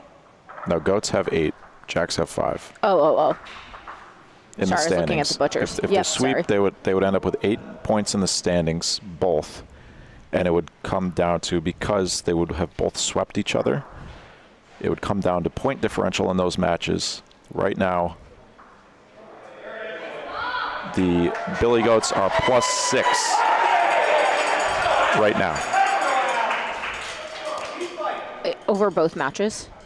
Yes. Okay. Over the 3 games, they're +6. Coming into this game, I should say. Okay. Court strict, Paulino. 2 balls back for Courtney. Alex has a decision to make here. 2 points sitting there. Jesse. Great timeout call. The Bucktown Billy Goats coming into today, knowing they only have to win 1 game. Maybe a case of getting a little too comfortable. Could be. I don't think it was a subconscious or a conscious choice to, play this way or that way, but maybe just getting a little too comfy of knowing, oh, we only got to win 1, it's fine. But they're in a real situation right now. I think if I'm Al, I'm lining up my 2 Billy Goat balls here and shooting, or just, pointing a ball not that close to the Paulino and hoping that even with a shot it sticks around. I think what I want to do is not be... Oh, they're taking the other timeout.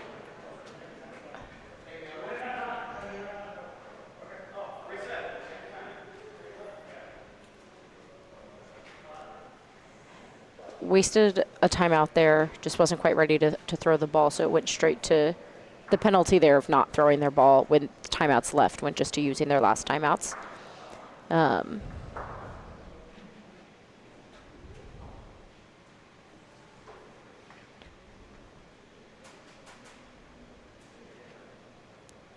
I actually think that's a really good ball. You don't want it to be close enough to the Paulino there that with his shot, if Courtney shoots it, it's going to go flying. I think this gives it forces Courtney to shoot. Sorry. Very smart point from Alex there. Keeps him in the game.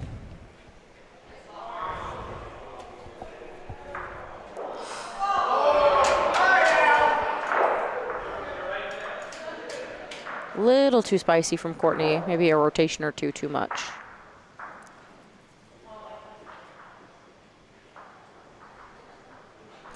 Oh, no. Oh, boy. Oh, my goodness. Oh, it's close. No good. It's short. How in the world do the Goats score there? Wow. A little bit of life. How many? Oh, go ahead. Look at your rolling leaders through week 5. This has changed now after yesterday's match is concluded. We'll get you an updated graphic for the next broadcast. Aaron Brown coming into week 5, number 1 in the league, followed by Anthony LaBarbera, Steve Thornberry, Todd Michael, and Tom Holloman.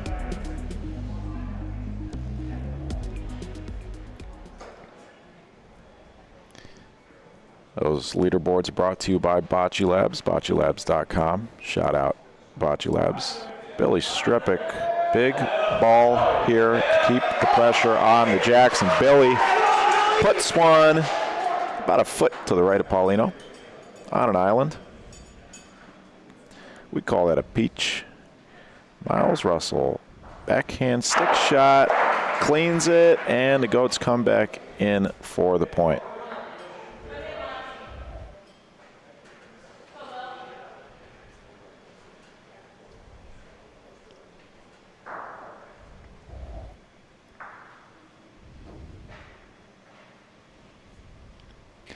Jen, who won that Play Like a Girl tournament yesterday? We were live. For those who didn't catch it, we were live from Lorenzino's after the broadcast yesterday, live from Youngstown, Ohio, for the 2026 Lorenzino's Play Like a Girl tournament. It's a women's tournament, as you can imagine. Watched a little bit of it yesterday. Yeah, Got a couple of frames. Not sure who won that. I'd like to know, please, Jen, if you know. Billy Stripic. How about Billy?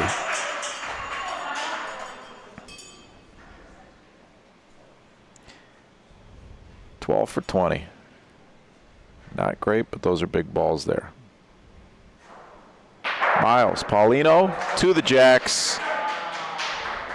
Unfortunately for the Jacks, clears all the way out to the left, and Billy Goats still have ball advantage. They probably just point here. Oh.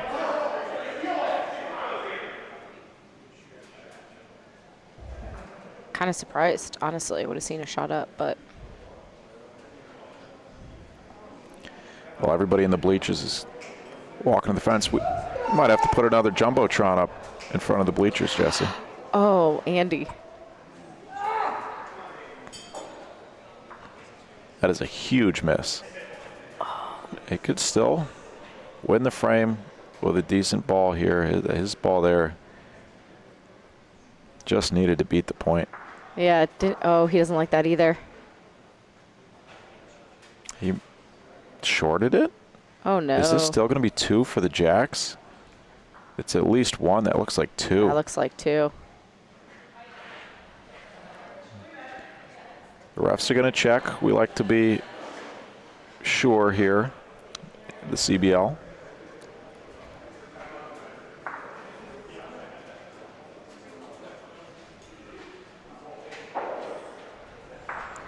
These are huge frames for the Billy Goats. They need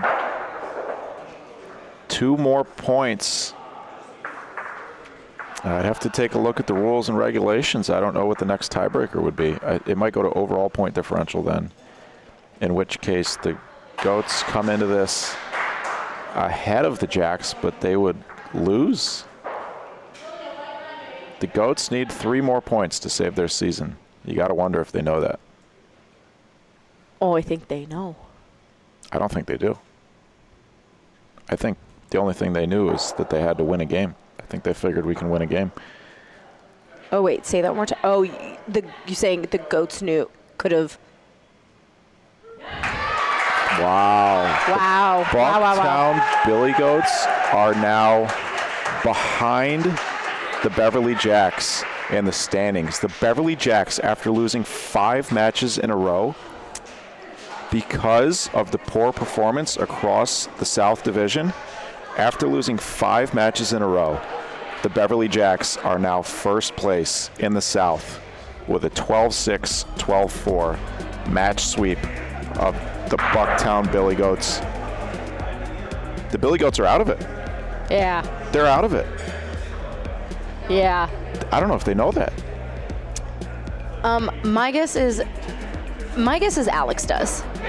I think Alex probably knew that and was not sharing that with anybody. And knowing Alex, or maybe they really didn't look past just win one. There's a real The talk chance. that I heard from the Goats was just win one. Let's get a word from Courtney Strickland in the booth, please. I'll grab her. Thank you. Wow, folks. Wow. The Beverly Jacks take first place in the South Division. They won their first match. They lost 5 in a row. They won their last match. And somehow, that's good enough. Joining us in the booth, Miss Courtney Strickland. How you doing, Court? I'm feeling good. Finally. I feel like it's taken me a whole season to feel good. Courtney, are you aware of the implications of what just happened? No, not at all. I don't pay attention to that stuff. I just play. You guys are now in first place. We got the bye because of that? In the South. Well, the Butchers. So I'm sorry. You're the right. Next Yes. match, Duh. you just became a huge Highwood Stallions fan. Oh, my gosh. The Butchers are 2 points behind in the standings. This would be, so the three-way head-to-head tiebreakers would be a lot of math. But the Butchers, if the Butchers sweep, the Butchers win the South. Okay. If the Butchers win the match, Yeah. they tie. Okay. You have the tiebreaker over the Goats head-to-head, Yeah. but the three-way tiebreakers are different. Right. So Does it go to differential? if the Butcher, it could the three-way tiebreakers. There's a list. Oh, okay. It's very logical. It all Yeah. makes sense. That's the good news. Oh, my gosh. Crazy. But as of now, Okay. you guys hold first place in the South Division and a playoff bye after winning first match of the season, losing 5 in a row. Yeah. And then winning the last match. Yeah, I'll tell you, losing 5 in a row was brutal. But I just said to my team, I said, if there's any time to catch fire, it's the end of the season. So let's keep it going. So, wow, I was not expecting that information. I just wanted to win a game and play decent enough bocce to win a game. And I've got my Sunday championship red on. There you go. Tiger Woods. Tell us a little bit about what that's like to go through that mentally, losing 5 matches in a row as a team. It's not fun, I'll tell you that. But we try to take the positives from those things, and we knew our biggest thing was rolling and just closing out games. I know we can do it, so I came into today really focused on my rolling, which thankfully it worked out. My shooting, whatever. I was tweaking some things. It is what it is. But the rolling, I knew that if we could just roll and put pressure balls in and make other teams make the plays, that's what's going to get us to the finish line. And just closing it out, right? So I knew because our differential wasn't egregious, but we just weren't finishing. So that was our problem, was just not finishing. And thank goodness we did it today. Well, you talk about rolling. How about this stat line here? 71% for the match, +4 on the single side over Okay. Alex Guerra. Yeah, okay, I'll take it. I felt good about the rolling. The shooting was not great, but I obviously didn't need it because I was able to roll in like a pressure ball, right? So you can't focus on the fact that maybe one part of your game isn't working, but the one part that wins games, rolling, was working. So I just focused on that. Stay rolling, shoot a shot. If you hit it, that kind of gives you that extra buzz. You can put it all together. But cool. I'm glad to see that at least the rolling took care of business. So after struggling so much as a team over the last 5 weeks, how big is this for you guys? How much does this mean? It's massive because we proved to ourselves that we can close out a game. Obviously on paper, we have a lot of talent. We have great team chemistry together. We're trying to figure out the lineup, right? I've always felt comfortable at singles, but I know that Miles is an amazing singles player. He's an amazing shooter. Leo's an amazing shooter. Lilia's rolling her face off, so she can be in there. Alicia can come in and roll her face off anytime. Aaron, he's doing it all. So it's what's the right combination that's going to work for us? So I think today showed that could be a good combination. Obviously, a couple little things to clean up, but no one's playing perfect bocce. That doesn't really ever happen, so I'm just glad that it worked out for us today. That's a huge win at the right time, and we didn't even see it coming. We didn't even figure out. Somebody in the chat prompted us. They said, commented. what happens if the Jacks win? And then we kind of did the math, and we're like, oh my goodness. It's because they only scored 4 points. Okay. If they had scored 6, Yeah. you would have tied in point differential, would have gone to the next tiebreaker, which would have been overall point differential, I believe. So you would have won that. But if they had scored 7, Yeah. they would have had the point. They would have had the tiebreaker. 2 points over the course. Oh my gosh. Over the course of the season, really over the course of the 2 matches Yeah. that you played against them, because they had swept you week 4, Yeah. 24-12. Uh-huh. They were +12. You guys coming in had to beat them by more than 12 over the course of 2 games, and you did so. So congratulations right now. Somehow, some way right now, the Beverly Jacks hold on to a bye in the first round of the playoffs. And like I said, you just became a huge Tim Tillari Highwood Stallions fan. I've actually heard whether you like it or about not. how much of a huge fan of Tim Tillari she is. You know what? I did find out that Joe is starting today. Yes. Joe, obviously, we've stayed friends. We talk, and I'm very excited. So I feel like maybe the universe is aligning. So now I'm going to go punch him and motivate him a little bit to do his job. Perfect. Tell him I'm taking Dexter back to my house if you don't win this freaking game. My dog. Our dog. All right. So thank you. Better him than me. Congratulations, Courtney. Thank you. Thank you so much. Thanks, chat, everyone. There's your final stat lines. What a finish to the season, to the regular season for the Beverly Jacks. Wow. Player of the match voting will be live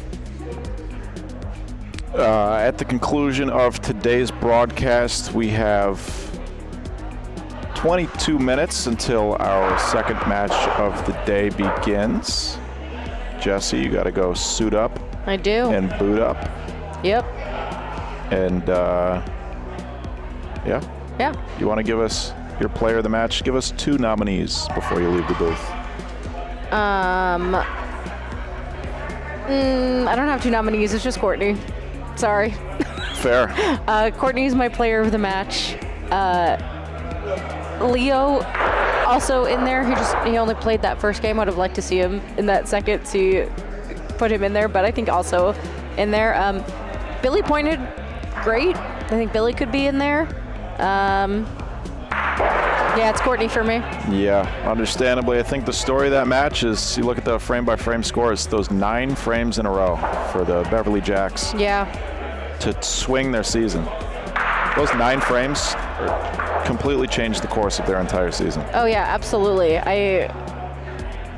Really interesting to think about that and kind of if you're able to look back in like hindsight and be like, all right, well, I guess those obviously not ideal to lose 5 matches in a row, but kind of to say like, all right, with how much talent is in this pool, maybe losing those few matches by such a small margin, not such a huge deal. So maybe helpful to be able to think about that. Yeah, I don't know. It blows my mind. Season. Yeah, wild. Blows my mind. I think we can see Courtney over there breaking the news to Miles and Leo about currently sitting in first in the division. Looks like Miles doesn't believe her. They're doing math. Well, Jesse, we're going to let you go change out of your pink outfit. Thank you for wearing pink. Yeah. It actually was a coincidence that we both showed up in pink today. It really was. It was just one brain. I've only gotten one. Every time I walk out, I get one Easter comment. So I've said some Easter things to you a few times. Hey, you haven't gotten them yourself yet today? No. Mine's I'm a little wearing more jeans. Pastel. I've given you Easter comments just on all the pastel, though. Jesse, good luck. Thank the Beverly you. Jacks just became Highwood Stallions fan section, part of the Stallion Battalion. Absolutely. We love the Stallion Battalion. And, yeah. All right. Cool. See ya. Have some fun. Let's take a look at our final stat lines one more time.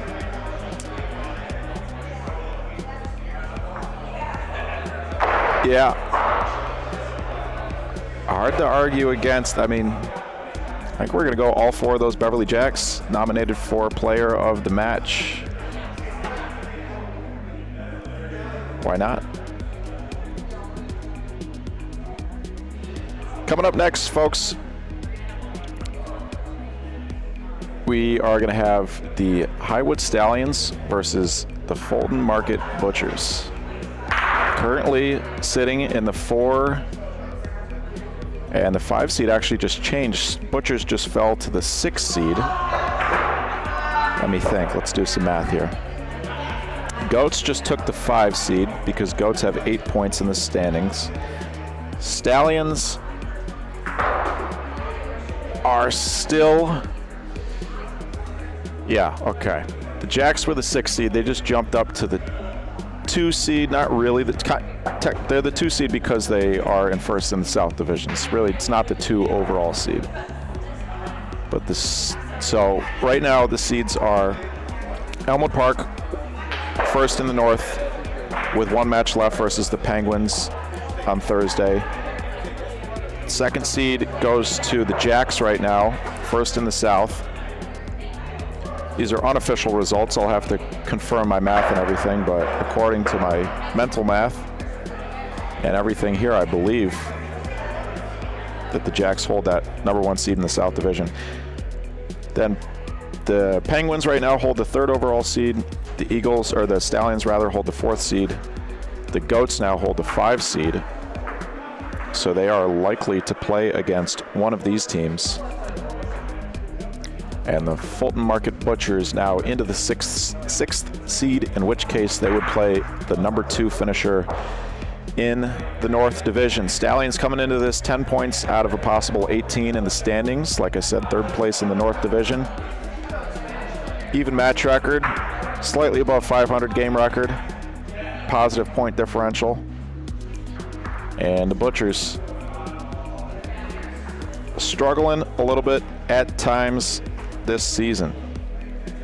2-4, 6-10, swept by the Bucktown Billy Goats in week 6, 12-6, 12-6 in 2 games.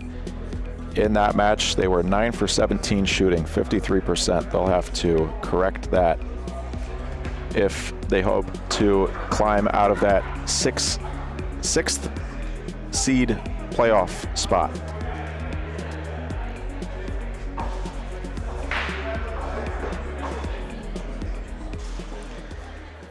Well, folks, what a match 1. We're going to have another great match 2 coming up for you in about 15 minutes here. Again, in honor of Women's Month. Carm Dutton had the pleasure. We've got 9 women in the Chicago Bocce League, 9 players, as well as all of the support, the entire support staff. Most of them are women. This league is not possible without all the women who spend so much of their time to make it happen. Carm Dutton had the pleasure of sitting down with. Earlier we heard from the Lady Jacks, and now we're going to hear from the Lady Butchers, including one who is about to start in this next match, Lauren McDermott. Let's send it upstairs to Carm with the Lady Butchers. Hi, Bocce friends. I'm sitting down with McD and Ala from the Butchers, and this is a special edition of Courtside with Carm. So, Lauren, let's start with you. Who is the most important woman in your life? I would have to say my mother. She goes by Devona. She's been there for me my entire life. We talk a lot on the phone. She lives out in the burbs. We don't see each other enough. You might as well think she lives on the West Coast, but she lives in the West suburbs. Ala, who is the most important woman in your life? I also said my mother, Cheryl. She is just like really hardworking and supportive and like a very positive person. And yeah, I just really look up to her and like her positive outlook. And she might not remember anyone's names or like the team names, but she's like, oh, what about your one friend with the brown hair? She was cute. I met her, she just. I met your mom, so I met Ala's mom at Roberts, and she was definitely a trip, but like in a good way. No, exactly. And like, yeah, she did. She flew out with my dad for the Father's Day tournament last year, and she just was on the sidelines the whole time. And she was just like, "Oh, I really get why you love this right now." That's sweet. I love that. Yeah. McD, what's your advice for women in bocce today and the future of women in the sport? I would say have confidence and remember you deserve to be in the room. Sometimes it can be intimidating to go to a tournament, to go to a league that's mostly men. I've been in many, and you might feel like you don't belong. The thing is, you do, right? There's no barrier to entry in this sport. All it takes is a lot of practice, which is with newer players, men, women, and children. I always say, practice, watch the players that you admire, try to emulate what they're doing, and then you'll continue to get better if you put the work in. What's your advice for women in bocce today and future women wanting to play the game? I said just say yes, and just kind of get out of your head. Just, if someone asks you to play in a tournament, say yes. If someone says, why don't you take this shot? Just say yes. You do it because of that. Like that, right? Like, yeah. And I was like, even thinking like, like, don't be afraid to lose because, I'm just thinking about the ABC Open specifically. Like, there's 100, 120 teams. Only 2 people win.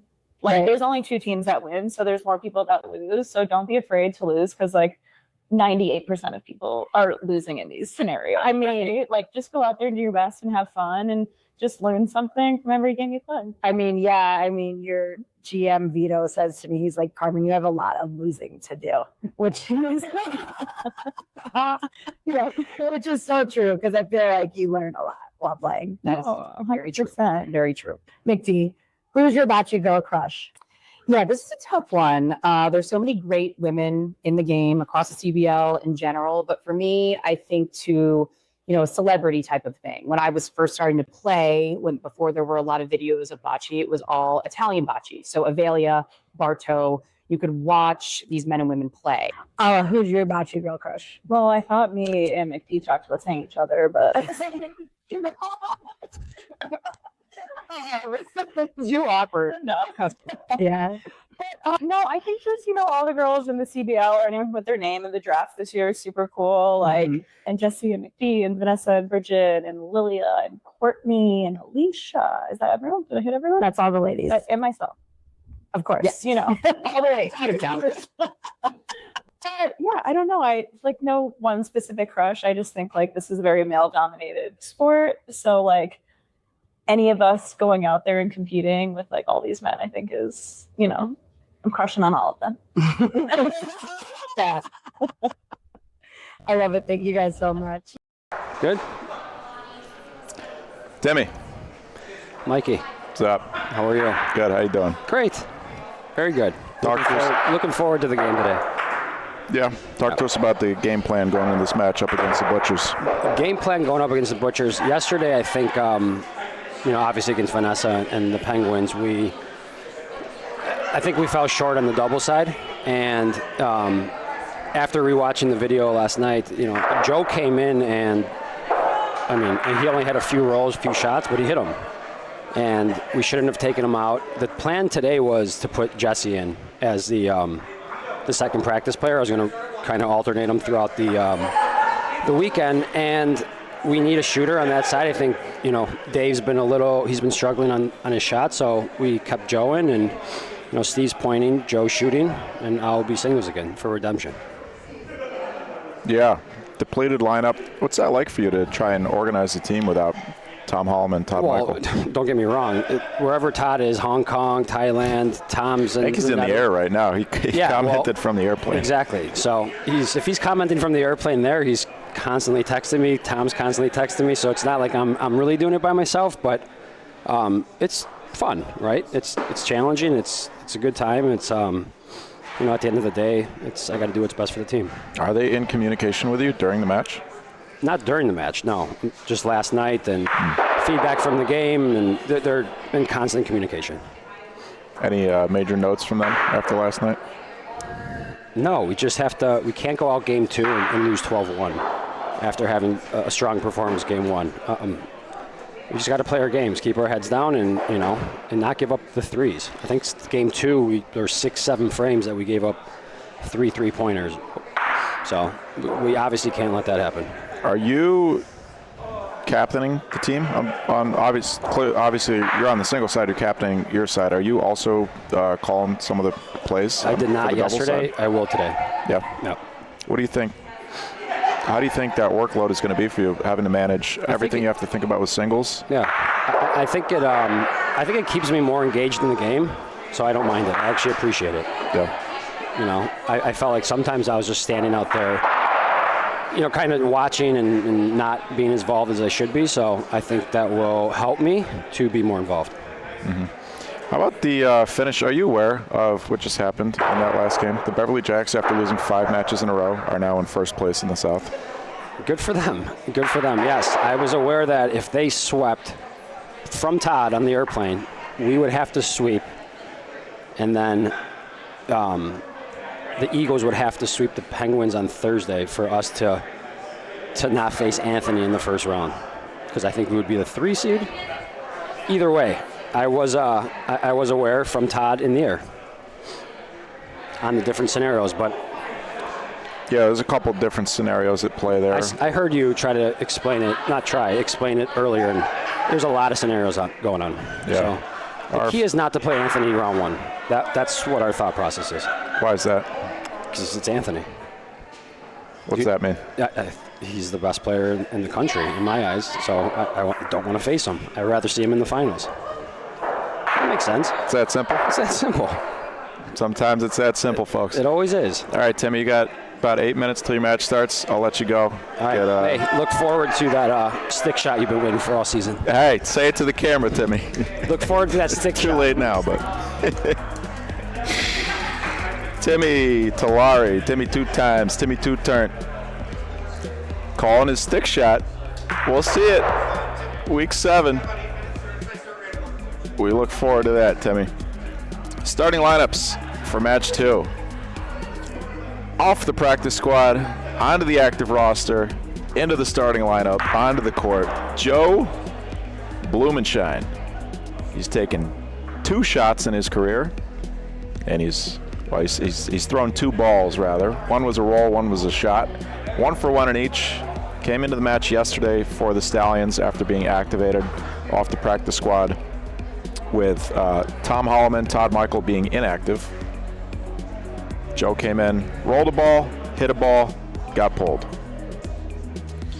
Joining him on the double side of the court, Mr. Steve Thorn in your side, Thornberry, rolling 26 for 42 on the season, 62%, 2 for 3 shooting.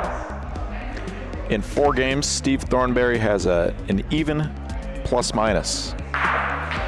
And that gentleman that was just speaking to me here, speaking to you at home, Mr. Tim Talari, 89 for 137, pointing on the season, 65%, 23 for 33 shooting at 70%. Across 14 games, he holds a plus 23 plus-minus. It's good enough for a third in the CBL, and he comes into this match on a 4-hit streak. The Stallions today, coming in, sitting in the 4th seed, are without 2 of their top draft picks, Tom Holloman, Todd Michael. Tom's plus 26 is second in the CBL, and his 67.1% roll percentage is 4th. Todd's 67.3% roll percentage is 3rd. Those are 2 big factors that are missing from the Stallions lineup. They lost in 3 games yesterday to the Park Ridge Penguins after winning the first dominantly. I believe the first game was 12-3. They lost the second game 12-1, as Timmy said a couple minutes ago. On the double side in week 6, they posted a 36% shooting average. That'll have to turn around for them to see some success against the Butchers. The Butchers also struggling. 6 points on the season, 2-4 match record, 6-10 game record, negative 25-point differential across the 6 weeks. Starting for them on the single side of the court versus Tim Talari, Mr. Veto Bonsante, 49 for 88 rolling, 56%. 41 for 61 shooting, 67% on the season. That's 10th in the league, qualified shooting percentage. In 10 games, Veto has a negative 7-point differential. He comes into this match with a 2-hit streak. On the double side of the court for the Fulton Market Butchers, same lineup as yesterday, Lauren McDermott and Patrick Gersmeyer. 78 for 119 rolling for McDermott, 66%, 7th in the league. 1 for 1 shooting. 13 games, Lauren has a minus 5-point differential. And shooting for the Butchers on the double side, Patrick Gersmeyer, 16 for 33 rolling, 49%. 13th in the league, qualified shooting percentage, 37 for 57, 65%. In 10 games, Patrick has posted a plus 2-point differential on a team that is overall minus 25. Yesterday, the Butchers were swept by the team that just got swept by the Goats, 12-6, 12-6 in 2 games. across those 2 games, they were 9 for 17 shooting, 53%. We're going to get underway with that match in 4 minutes, but first I'm going to have Andy Zimmerman and I think Billy Strippick, I don't see Billy, joining me in the booth. We have 2 matches left in the regular season, folks. Chat, I got a couple questions for the chat. Who do we think is going to win the finals? Who do we think is going to win the inaugural championship? And what has been the biggest surprise for you folks at home of the season so far? Is it the Park Ridge Penguins' dominance after being projected near the bottom of the league coming into the season? Is it one of these players that stepped up into the spotlight and proven themselves to be a superstar? Is it one of these players that we expected to be a superstar that has faltered? Is it the crowd here showing up for every match? Every match they showed up this season. We didn't know what to expect today, but we've got solid 50 people here in the stands. See you later, Mark. We're going to get underway shortly. Just about 2 minutes here. Veto Bonsante, Tim Talari standing on the single side of the court. Our officials for this match are going to be Jeff Giegold. And is that Lydia? That is Lydia. Bill Paiva's projecting Eagles champion. Nicolette. Hey, Nicolette. Julian, what's up? P-Jet.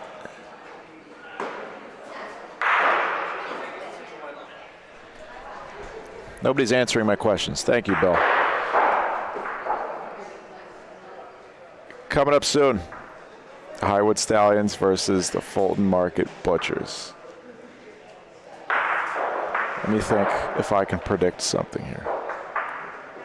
Timmy says he's pulling out his stick shot.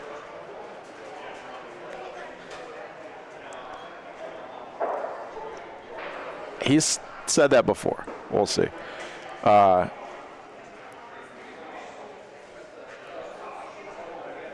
Crocs ref is giving me the salute.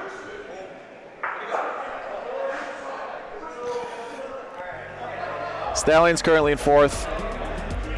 Fulton Market Butchers currently in 6th overall. This match will decide where they start the playoffs. Folks, the official merch store is open now at ChicagoBocceLeague.com. You go to the merch tab, the official store tab, or scan that QR code on your screen, courtesy of Ike Sports of Lamont, Illinois. You can also come on down to the CBC and buy some merch in person here. Let's send it down to our feature court, John, as we get handshakes and hugs out of the way. And we are going to get started momentarily with match 2, Highwood Stallions versus the Fulton Market Butchers.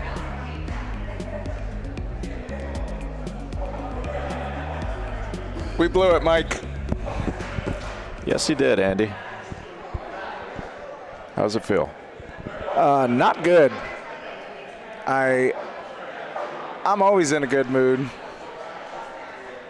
except when I'm mad at myself. And we had plenty of opportunities. That second game, even though we started down 8-0, we didn't feel it was out of reach. We kind of got our legs under us. I got to make those points. And that's just something I can think about for the rest of the week. I am not going to enjoy rewatching these games, but all we needed was one win. Couldn't get it. All you needed was 3 more points. Are you aware that the Jacks are now in 1st? I believe that. They are. It came down to point differential. If you'd scored 2 more points, they would have still had you in overall point differential. But if you'd scored 3 more points, you would have beaten them.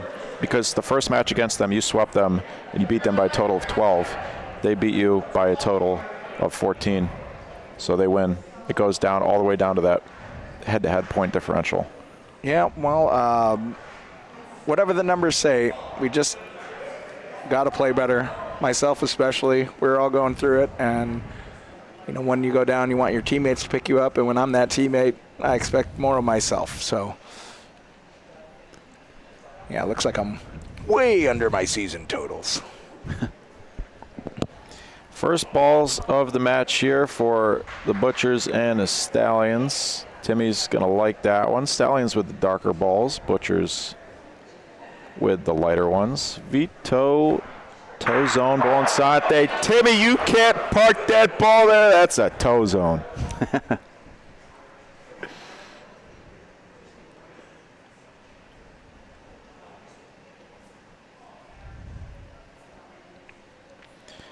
Tim Tillari, ball number 2. Timmy promised us. So Timmy was in here in the booth for the, pre-match, little pre-match interview. He promised us that he's going to try to stick one. That he's going to try and stick a ball. I heckled him on the court because he was practicing them, and I yelled, "You're not even going to do it in the game anyway." And he was like, "Just watch." Stallions missing the production of 2 of their top players. Tom Holloman, plus 26-point differential, 67% rolling. 4th best roll percentage as Veto swings one wide left in the CBL. Todd Michael, 67.3% rolling percentage. Good enough for 3rd best qualified rolling percentage in the league. Reshuffled lineup yesterday. Didn't work out. They struggled on the doubles side. 36% shooting. After winning game 1 against the Penguins, they lost 2 straight to drop the match. As Veto puts in a beautiful ball there. That'll likely be the story of this match, will be the doubles matchup. We expect Veto versus Timmy to be pretty even. Butchers also struggled on that doubles side yesterday, dropping 2 straight to the Bucktown Billy Goats, 12-6, 12-6. 9 for 17, 53% shooting as a team for the match. And Veto steals the first frame from Timmy. 1-0.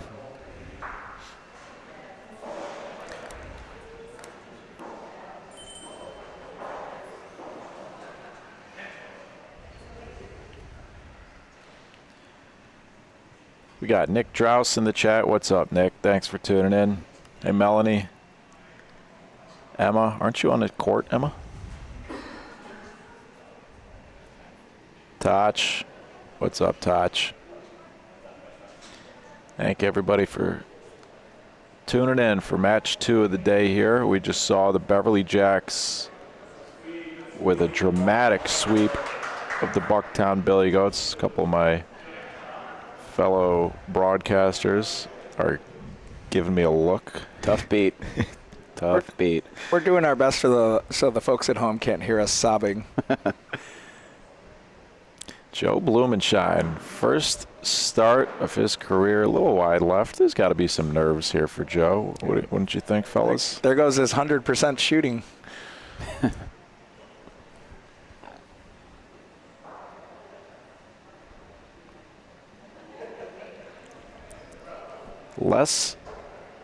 We've seen a lot less. You know, for Joe, that's only his 3rd ball of the season.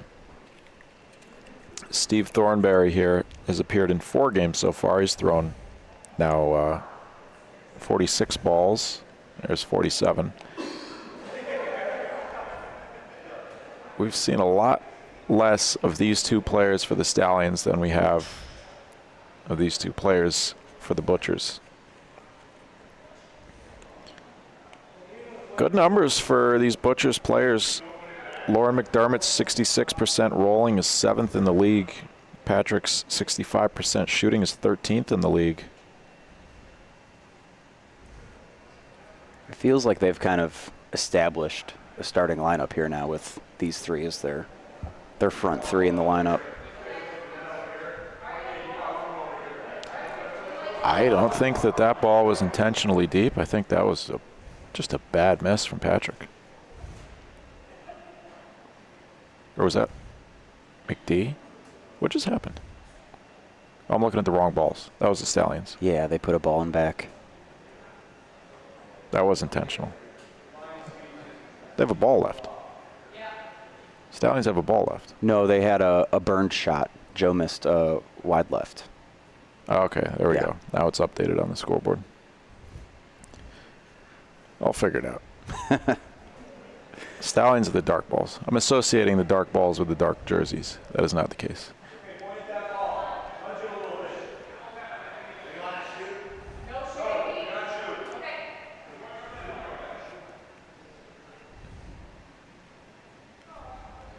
Veto putting the kibosh on a shot. And a chance for 2, maybe 3 if he gets a half a ball. It's going to be short. Yeah. One time for the Butchers. 2 straight 1-point frames to start it off. I wonder if the Butchers were third point there on the outside because Patrick's calling for that shot. Your league leaders in shooting through week 5. Mr. Leo Janati, 79.2% for the Beverly Jacks. He has hit 18 of his last 19 shots. Wow. 17 in a row. Anthony LaBarbera, Tom Holloman, Miles Russell, and Todd Michael will round out that top 5, presented by Bocce Labs. I regret bringing up Leo's streak before the game.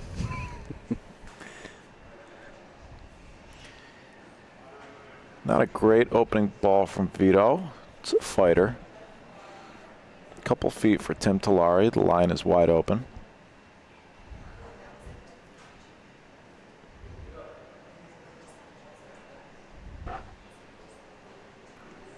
And this ball is short. Wow.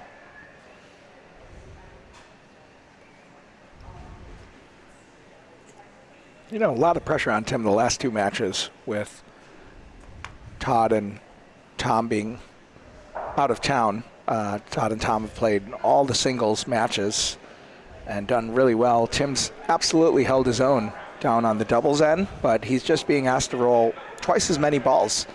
And he's had a few long games and played really well against the Penguins. But you know, percentages are percentages for a reason, and the more balls you roll, the more balls you're going to miss. And it's just a rough frame for Tim. Yeah, these are 3 very uncharacteristic rolls from Timmy. Solid numbers coming in. 89 for 137 rolling, 65%. 23 for 33 shooting, 70%. Like we said in the intro, plus 23 point differential over 14 games. It's 3rd in the league. Yeah, and a 4-hit streak, too, coming into this match. Hasn't taken a shot yet. All right. No matter how many balls Tim misses, he's a great closer. His last ball usually does the work. Paulino out of the court. Not a good result for the Butchers. They had 3 balls back. That's a good hit for Veto. He's just praying that it stays in the court, and it doesn't. And Tim's counting his lucky stars here. He gets another chance. Well, that was a great last ball. Tucked it behind Paulino. Another Paulino finds itself in the locker room. You know, next season, Keith Young, my teammate, told me it would be cool to get a sponsor that when the Paulino does get off the court, the person that retrieves it gets like a gift card from some local business or bar. We're going to work on that. Anybody out there listening or watching, you want to be the Paulino off the court bonus prize sponsor? Hit us up. I just want Veto to force Timmy to stick a ball here. Veto is not happy with himself. Exasperated. You wonder if that last result affected him. I wouldn't think that it would, but... Well, he had 3 balls behind there. So he's thinking, you know, big money in the back. Or maybe just chip Timmy's ball out, give him some more room, and right there on the first ball. Good recovery by Veto. Big target for Timmy. This is the perfect ball to stick. Come on, Timmy. Boo. You deserve that one, Timmy. I'm going to stick a ball. I'm going to stick a ball. Literally the perfect situation to try and stick a ball. Getting booed in his backswing by the commissioner. Man. I hope he heard you. I think he would have smiled at us if he did hear me. Tim Tillari, one more time. Favoring Paulino now. There he goes. Big hit. Huge hit there for Tim Tillari. Puts himself right back in this frame. Yeah. And almost in the driver's seat. Just hopped over the edge of Vito's ball. Now he's got plenty of room to roll a ball in here. Just Butcher should be happy it's not my ball.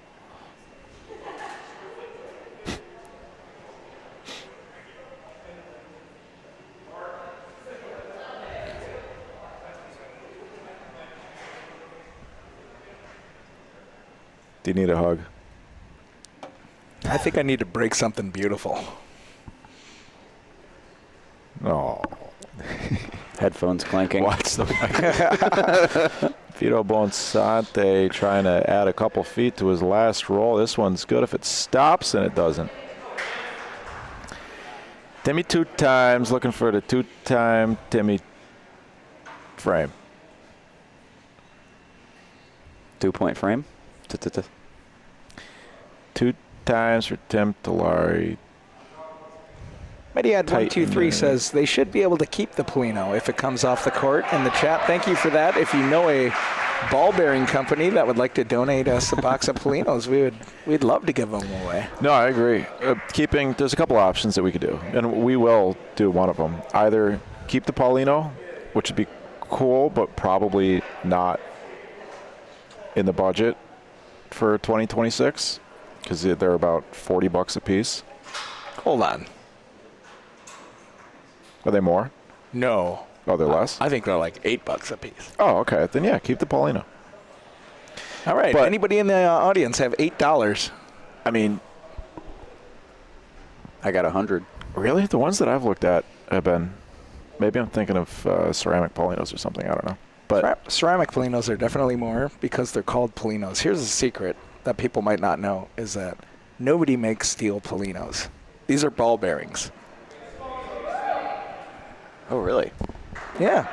I didn't know that. There we go. I bet a lot of people didn't know that. I was at Palazzo de Bocce, and I had a huge awakening when I went back to get their spare Polinos, and there was a label on the box. Joe Blumenshine, wide left again, switched to underhand for that shot. Slow start here for Joe. There's got to be a lot of pressure. First start of your career. 0 for 2 so far shooting.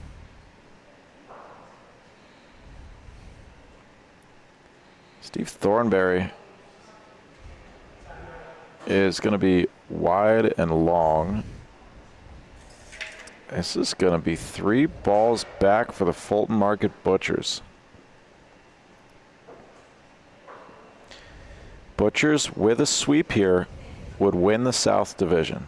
They currently sit 2 points behind the South Division leaders. Billy Goats and Jacks tied with 8 points in the standings. The Jacks sit in first because they win the head-to-head battle with the Goats. But if it becomes a 3-way tie, then the tiebreakers change. Well, if it comes down to point differential, we're not going to win that. Thank you, Mr. LaBarbera. Lauren McDermott, 2 peaches. She's starting an orchard.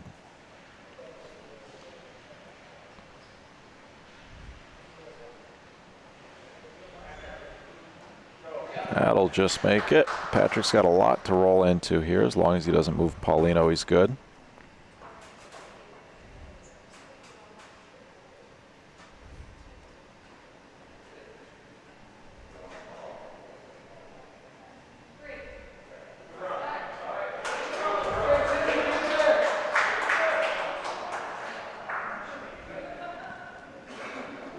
anybody can roll a point anywhere, but rolling 2 in a row is pretty hard, even for the best of us.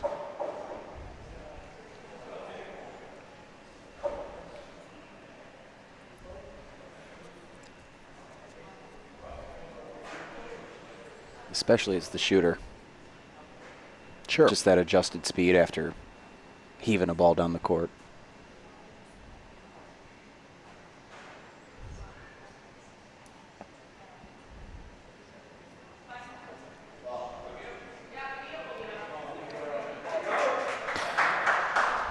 Toe zone. Toe zone. Timmy will shoot this one underhand. Paulino's in play. If Paulino moves, Timmy's going to want his ball to end up on the backboard as well. This is a harder shot than we've seen historically from Timmy. Doesn't it seem like he's throwing the ball harder? Seems like he's getting it out there more. Usually it's kind of a bit more of a drop shot. He just runs through it and kind of places it right in front of himself. Whatever it is, clean release, great follow through. What can you guys tell us, as two guys who play in the CBL, about what it's like to go from the change from practicing to then when the game begins, the first couple frames of the game, mentally? I mean, for me, like throwing first point, there's like this, you practice and you put a bunch of balls around the Polino, and it seems like that first shot, no matter how much you practiced, you're trying to re-find your speed again as the game starts. It's like the pressure almost adds like a different feel to your hands. And I've been struggling one way or another all season, and my practices are very good. I feel very cool, and I have a way of compartmentalizing just in my life in general. And when I go out on the court, I feel nothing. I don't feel different. I don't feel nervous. And Billy was talking about in our second game, being nervous is good. You got to feel nervous. You got to build up to that momentum and to the moment. And I'm kind of in between. I'm out there. It's a very different experience playing in this league than it is in a tournament or in a house league. In a house league, I'm very, very loud and celebratory, and it's just a different vibe, And I think when I'm feeling loose and natural and comfortable around the people I'm with, like, I can execute better. And there's something about this league that I just haven't settled into yet. But I assure you folks at home that it will come around. Great last ball there from Veto. But Timmy with a chance. Is he going to do it? Vito's kind of egging on the crowd back here. That's fun. No reason to go for the stick shot this time. But, okay. Timmy, what are you trying to stick there? What are you trying to stick there? You got to hit the Paulino. The Paulino's... Hey, you know what? He gives us a one. He pulled it out. He pulled it out, though, folks. We give him credit. Trying to stick the Polino. Didn't seem like the right time, but he pulled it out. Waved over, flashed us a one.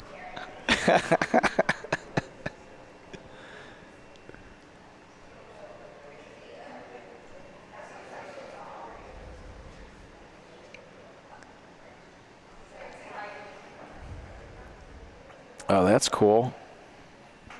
Jen Hardy in the chat. Her husband makes the Paulinos for their club. Jen, can he make... See, this is what I want is somehow a custom, like the MLB baseballs are stamped with the official MLB. I don't know how we could do it with Paulinos. You can emboss them or engrave them. Could we emboss them and it doesn't affect the way that they roll? Jen, can your husband emboss CBL logos on Paulinos? And if so, maybe it'd be more like a die, where you don't actually cut grooves into the Polino. I guess actually you could die. You can die steel, but yeah, like Maybe we just put a logo on it and leave it out in the rain for 10 years, and I'll get a nice patina on it. Aged Paulinos. Aged Paulinos. Sun-dried Paulinos. Right on top of the Paulino there for Mr. Blumenshine. Patrick Gersmeyer seems to only shoot Sotomano, hoping that he doesn't stick this one. And he doesn't, but Paulino doesn't go solid either. And the Stallions just won. And that's Lydia Guerra, our referee, who is leading the league He can in line fouls. Oh, we appreciate Lydia's call on Leo's almost game winner. That was a huge call. Huge call. She kind of pulled a Nancy Kerrigan after the game. She goes, "Why me? Why do I get all the foot fouls?" I went up to her right away and I said, "That's a great call. That's a huge call. You have to make that call." Jen, that is great news. I think he might have a client. We're getting a friends and family discount, right, Jen? Thank you.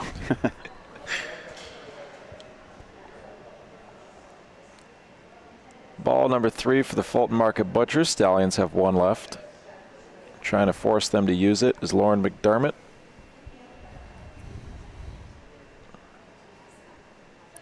Lauren's 3 for 4. Well, 4 for 5, make it 5 for 6 so far this match. What a great ball. He's probably a little nervous there when it was bending across the court towards center, but her speed was perfect, and it just found the Polino. It's a great point. See, she's shaking her hand. She's like, "It was all right. It's not how I wanted it to get there, but it's results that matter. It's not about the journey, guys. It's about the destination."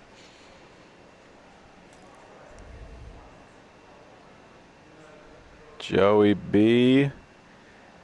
No good. We call him Job. Job.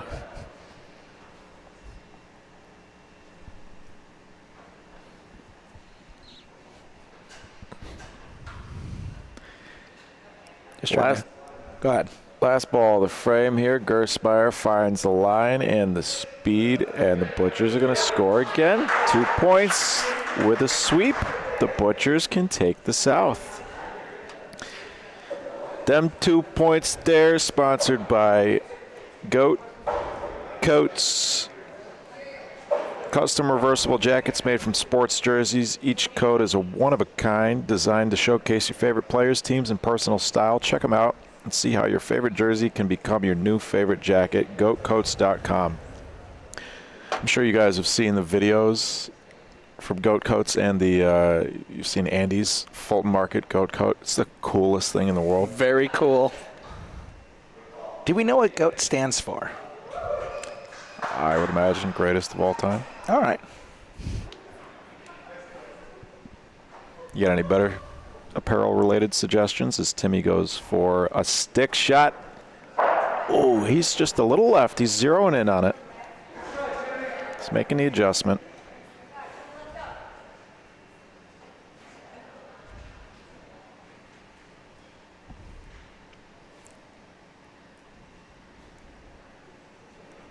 He'll make the highlight reel soon enough. That's awesome, Jen.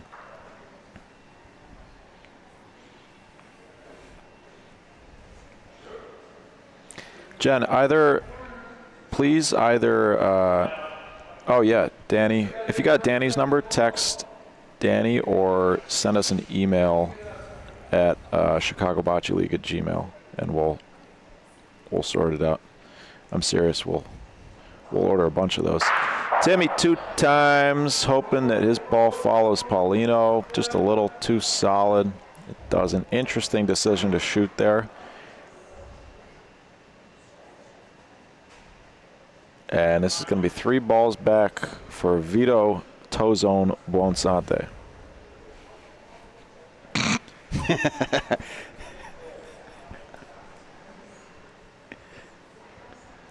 Get in the zone. Toe zone. Veto zone.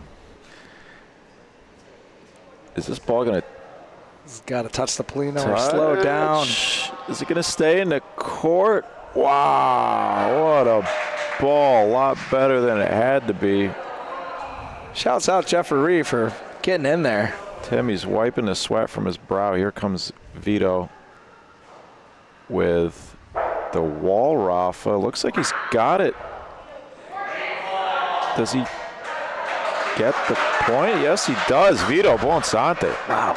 Really high difficulty level on this, getting the ball to come that far off the wall. Great concentration by Veto, great speed, and he hit his mark.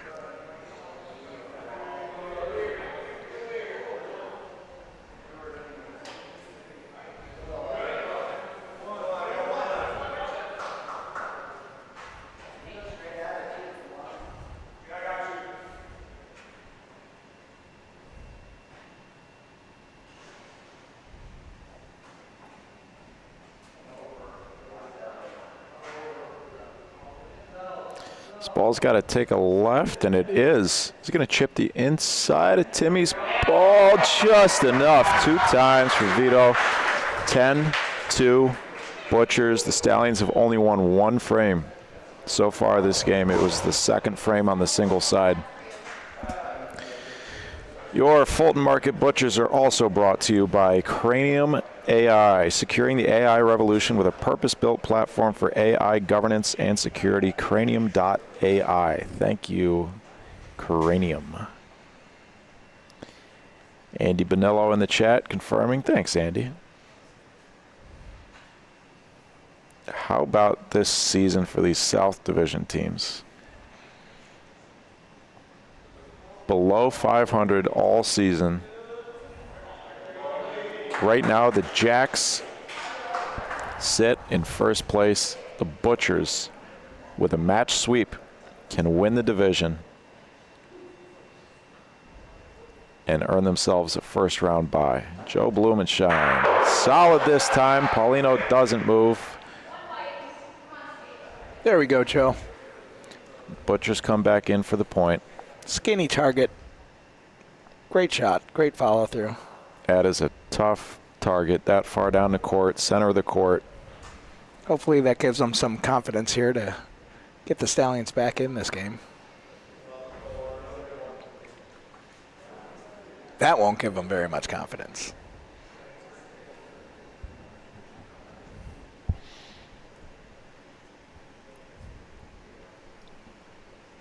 But the score is 10-2, and that's about how tall Joe is standing on that catwalk.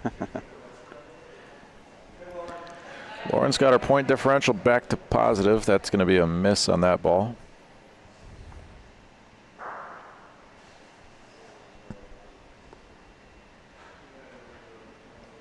Thornberry. Great ball. Second ball, Thornberry. Quick study. A little bit short, about 3 feet up front. Covers the line, though. Puts the pressure on the shooter here to roll a good ball. Still ball advantage for the Butchers. This ball's got to stop, and Steve beat his man. If Patrick wanted, he could have shot twice in that position for the game, potentially, if he sticks one. Would have been aggressive. 10-2, a little more passive decision. Up front, covers a line, but Stallions have this line way out to the right. Probably got about 5 feet, 4.5.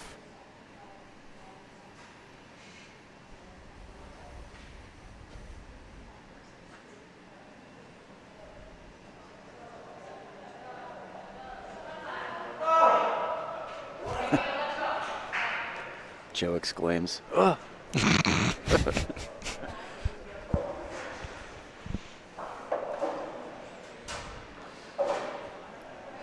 Oh, that was 4 straight frames there for the Butchers. Only the Stallions' 2nd frame win of the first 8. Looks like the Stallions' entire bench is in the warming up here in the bullpen. Dave Silvani, Kyle Kubler. We heard Timmy say, interestingly enough, that they were going to activate Jesse for today's match, as Timmy starts it off about 14 inches behind Paulino.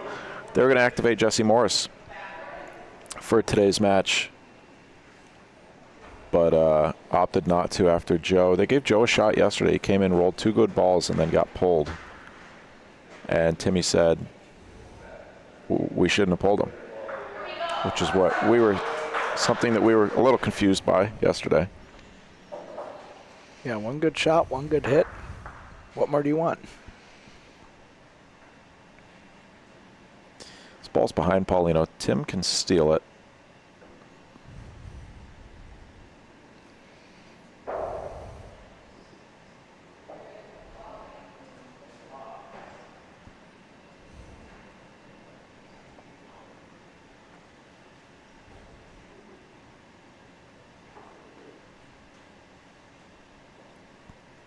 Two-ball advantage, Veto Bonsante. Big difference in the energy in this room between the last match and this match, as Vito's going to have 3 balls back. Well, over the course of a season, I think the Bucktown Billy Goats have a way of sucking the air out of a room. Timmy 6 for 10 pointing so far before this frame. This is going to be 6 for 14. Yeah, on the singles side, it just feels like his pointing's been a little disconnected from what you usually see out of him.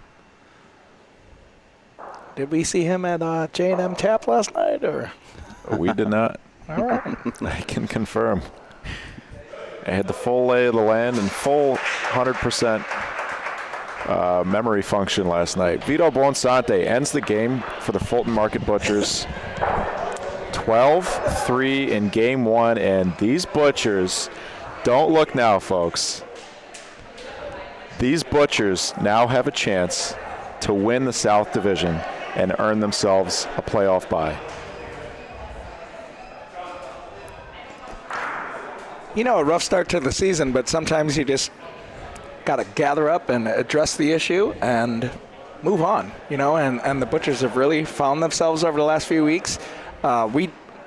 We happened to sweep them in the last game, but not for a lack of execution. I think we played well, and they're playing really good. And like Billy said earlier, they found a nice starting rotation, and I think settling into that, something that we've been searching for a couple weeks, has happened for the Butchers, and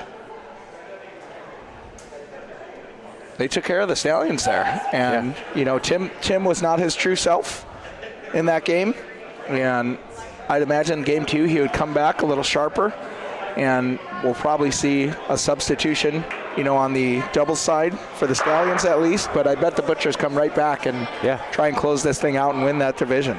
Let's take a look at our match stats here presented by Bocce Labs. Notable differences between the two teams and between last week and this week for the Butchers, at least in that game 1. 53% shooting in week 6, when they got swept by the Goats, 9 for 17. Starting it off 3 for 4. Of course, pretty small sample size there, but indicates something positive. Whereas the Stallions, 37% rolling, 44% shooting. You got to wonder, Timmy might have to abandon his stick shot. I think so. I mean, also telling, Patrick only shot 1 ball and Veto only shot 3. I mean, these are aggressive players who like to shoot the ball. I mean, the Stallions just haven't put many balls in play for these guys to even need to play aggressive. But yeah, the stick shot for Timmy, I think he's just got to go back to what he knows, take some Polinos to the wall. He's very comfortable shooting off the wall with that nice soft touch. If he gets Polino at some point here, I'd have to imagine he's going to take Veto to the wall. Yeah, I'd like to see something different. You know, one thing we don't like, whether we're on the court or here in the broadcast booth, is a blowout. And blowouts in a league, you know, with this talent level, shouldn't happen often, but it is surprising how many times we've seen, you know, a blowout go both ways. You know, the last game with the Penguins, there were 2 blowouts in a row, and then that third one was a banger.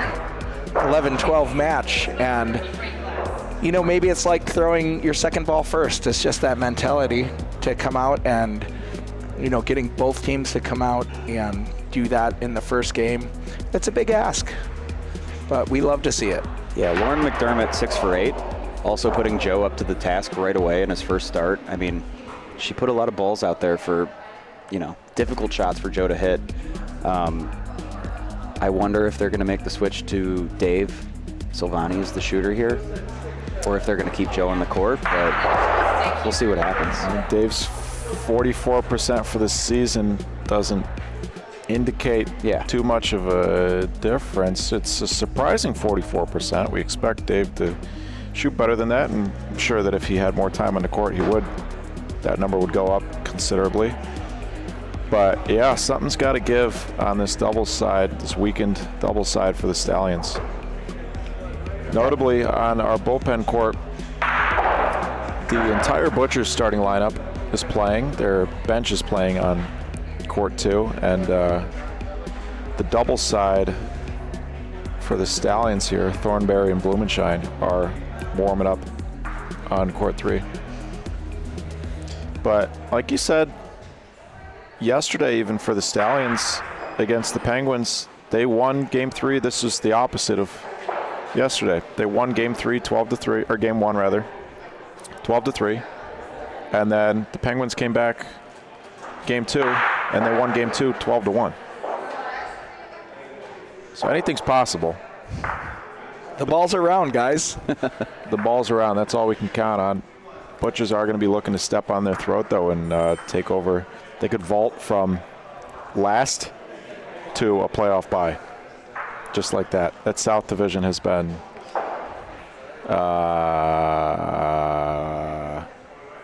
weak. You know, that opportunity brought to you live here from the Bucktown Billy Goats. We're sorry. We would have loved to lock that number 2 seed up, but you know what I like, Mike? Playing bocce. More bocce, right? More bocce. So we have a chance to play a full extra series before playing into a bye, and we look to do that. Of course, taking inspiration from our friends out east in Ohio, the Youngstown Flash, number 6 seed, making it all the way to the finals and putting up a great fight against a stacked team in the Wycliffe Barbarians. And, you know, that didn't go unnoticed. And while we were 1 win away from winning the division, we are now fighting our way up from the bottom, and it's win or go home. Thankfully, our home is right here at the Chicago Bocce Club, so we won't have to go far. But wouldn't a win be nice? Wouldn't a win be nice? And just having been in that chance, like having that opportunity to take the 1 seed, I cannot imagine the Butchers would change from their starting lineup. I mean, you have the opportunity to get that bye. I think you roll out your starters, end the game, and come into the playoffs with the number 1 seed. Playoffs start next Saturday, the 4th. The 4th? Yes, the 4th. That'll be 2 quarterfinal matches on Saturday, same time as normal. Both of those quarterfinal matches will be best of 3. Then we'll have a semifinal match on Wednesday, semifinal match on Thursday. Those will also be best of 3. And then April 11th, starting at 1 p.m. Central. Crocs ref, he's got his toes out today. Quick shout out. This polo here brought to you all the way from Emilia Romagna, our friends at Super Martel. Send us some balls. We watching? We'd love them. How about some Polinos? Give them away to our fans. Yeah, April 11th, championship, best of 5. It's going to be packed in here. It's a lot of games. That's a lot of games to be expected to play at a high level in a row. And, you know, there's no other format that you get a chance to play 5 games in a row. And I think that is so exciting. And whoever makes the finals, Billy goes, will have to dig deep and keep that performance at a high level for a long period of time. Yeah, and I can't wait to see it. It's going to be electric in here. I mean, probably a record number of people in the room. I would like to think for our final. Let's make sure. Let's make sure that happens. Yeah. Well, the players are on the court, and we're getting ready to get underway with game 2 of the match. Here's a little, how about this feature? Hey, picture in picture. John came up with it. Shout out, John. That? Coin flip here from Lydia Guerra, and we'll be underway with game 2 of the match. A picture in picture takes me way back to the year 2005 when I first had the option on my television. Huh? There's a picture in picture option on your TV? Yeah. Bill, you want a chair? No, I'm okay. Thank you. Grab one of They those. got rid of it. Oh, I'm fine. When I was growing up, my friend next door had an old TV, and the remote control made noises, high-pitched noises when you press the buttons, and it had a zoom feature that just zoomed into the center of the screen. Cool.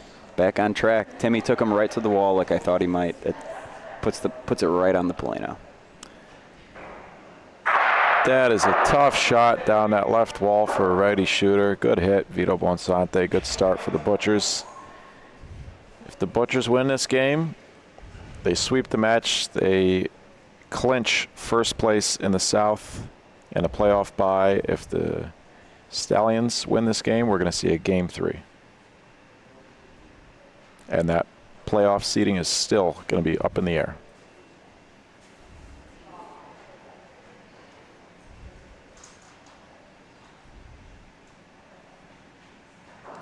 Veto Bonsante, 2 for 2. Does he hang up for the point? Yes, he does.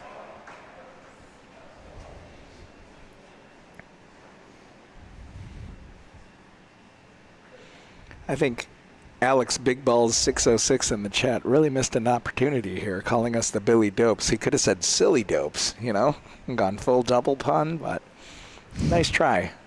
Alex Big Balls, if that is your real name. Another shootable ball if Veto wants to. It's a little bit behind Paulino. I think I prefer shooting if I'm Veto here. Let's see if he can stick one around off the backboard. Yes, he can. Veto Bonsante, 3 for 3 to start the match, the game. And he might have a chance to score 2. And I like Timmy here, no question.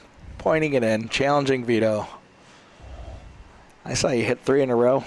I dare you to hit 4.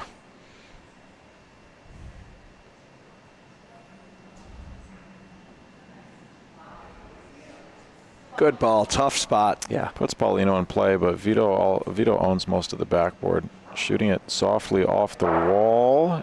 Gets it and squirts Paulino over to his own ball. Is that 2? Yes, it is. Veto Bonsante, 4 for 4 shooting. Great start to the second match. Butcher's on a mission. That is a nice, soft, controlled shot from Veto. And that is a deliberate 2 there. Rob Schroeder, designated captain for the match for Fulton Market Butchers, strolling up and down the promenade with his clipboard. I'd like to get a look at that clipboard, see what he's got written on there. It is a map of the court, and he draws every single Polino placement, every frame, and every ball that everyone rolls. And he calculates the success per frame based on where on the court they're rolling. He's done it the last 2 games. It's very interesting. We love Rob Schroeder. Kyle Kubler into the game for the Highwood Stallions in place of, we have a double switch here. This is the lineup that we saw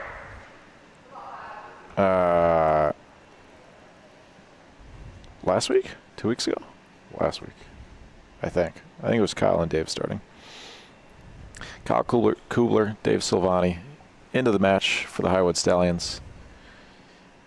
Kubler 50% pointing so far in the season. Silvani 44% shooting, both with a small sample size. Good ball there from Lauren McDermott. Covers the line. No choice but to shoot here, really, for the Stallions. Interesting line here for Dave. Is he going off the wall? Might be taking Paulino Underhand, softly off the wall. Ball's good too, solid. Oh, he gets a real nice bounce on Paulino. If he just touched Paulino and moved it a couple feet and his ball didn't stick with it, that would have been a bad break for the Stallions. Butchers would have had ball advantage, and if it had gone to their ball. Patrick, does it stop in time? What a ball, what a line. And I can't express how indifferent I feel about the amount of people that try pointing outside on a ball like this, where these balls are plenty far off the wall. Of course, if you miss your spot on the wall, you get one of these here.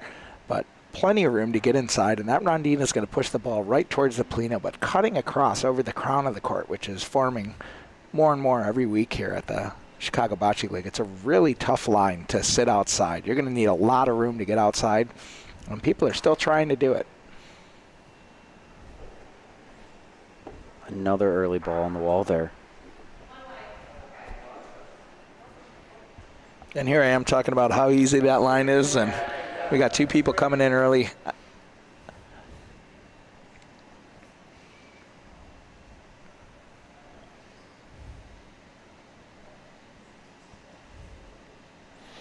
Butcher's sitting one here. Last ball, the frame is not going to make a point. Look at that ball pulling back towards center. Right? That's exactly what you said. Yeah. Yeah. I love a ball inside there, chipping their front ball up, but the Butcher's on a roll. And guys, in a lot of countries on earth that are not the United States of America, Stallions are afraid of Butchers because they meet under the worst circumstances right before dinner. Spell meet. CBL is brought to you in part by Montucky Cold Snacks. Their American-style cold snack lager is a light, effervescent, sessionable beer designed to be crisp, clean, and refreshing like a gurgling mountain stream. MontuckyColdSnacks.com. Thank you to Montucky. Veto Bonsante, great opening ball here. Hey, good opening ball here. A little bit of room for Timmy. I take it back. I'll give you back the great. It's a great ball, Veto. It entices Timmy to point. Even if he beats it once, Veto can clean this easily with a hit. There it goes. Hangs around enough for second point. Now Timmy's got to beat this multiple times. Because he chose to beat it once, he's got to beat it twice. Well, he doesn't have to. He could shoot now. This would be a good time. Right over half court, ball advantage. Not anymore. But that would have been a good time for Timmy to pull out his stick shot. Yeah, and we kind of fell into that trap in the game where you feel like you're pot committed if you miss one shot or, if they're sitting two. And, pointing's hard, guys, especially with a front blocker like that. So Timmy's going to be looking at, two balls against here. Oh, no, it's 2-2. Timeout, Stallions. Timmy, I think, is just looking at his line here, wants to know maybe how much his front ball needs to go. Yeah, good timeout. Optically, looking down the court, that ball looks very difficult to beat with the ball in front. And you got the tweener on the side, so Timmy's going to elect to shoot. Good time for a stick shot, but he won't do it. Brings his ball down to the backboard, and Veto now has ball advantage. Your Highwood Stallions brought to you by WG Pizzas. WG Pizzas in Lakeview comes from the team behind Alex's Washington Gardens as Veto gets a bad break in the back there, takes out his second point, just sitting one, but he still is going to have a chance potentially to shoot for two unless Timmy puts it right on Paulino. WG Pizzas in Lakeview comes from the team behind Alex's Washington Gardens in Highwood, a longtime North Shore favorite for tavern-style pizza. WG focuses on those same ultra-crispy thin crust pies made with house-made dough and the original Scornavaco family sauce. They also offer fresh salads, delicious garlic bread, and more. Visit WGPizzas.com to have pizza delivered to you today. So Timmy here with a 4-footer baiting Veto into pointing and just taking the one. Veto still could have shot that ball if he wanted to go for 2, but smart ball by Timmy there. Yeah, seemed like a defensive bait ball. Defensive bait ball, and Vito's still got to roll it in. And Veto did an excellent job there, getting it in the toe zone.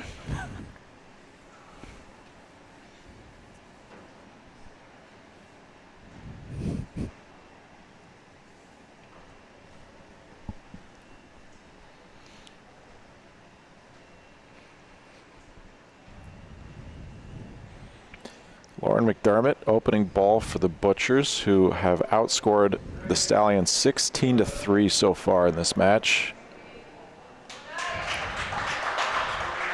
4 frames in a row.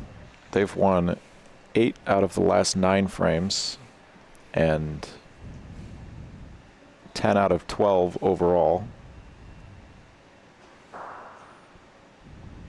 Silvani just a little bit too late on the board. Paulino follows the Butcher's ball. It's a good hit. Yeah, I think that's a smart shot for Dave. He hit the last one like that, and he wants to stay in a sweet spot here. There would be nothing more, aggravating for him than to take a straight shot and miss. So stick in your comfort zone. Give yourself some more room.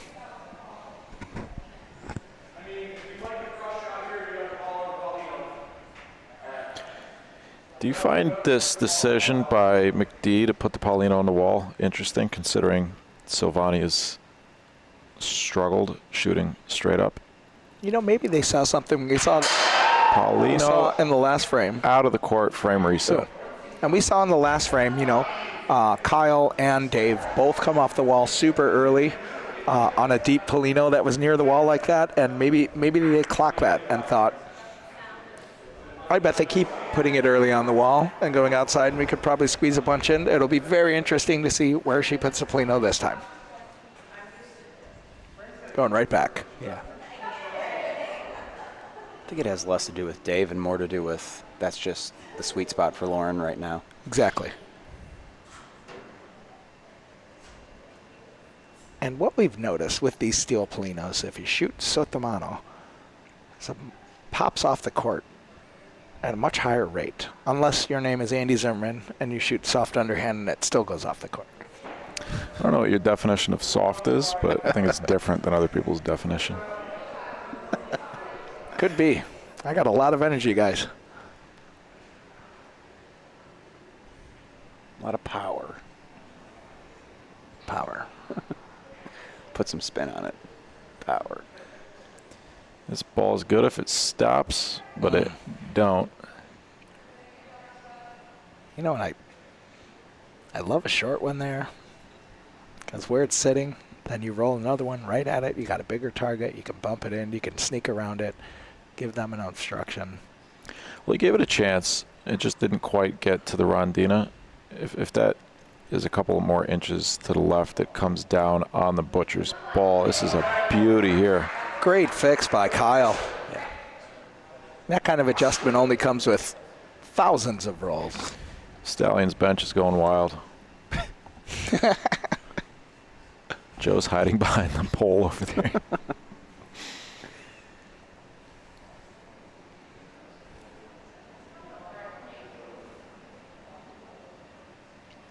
Now, I find it interesting that they decided to point here, giving up their ball advantage.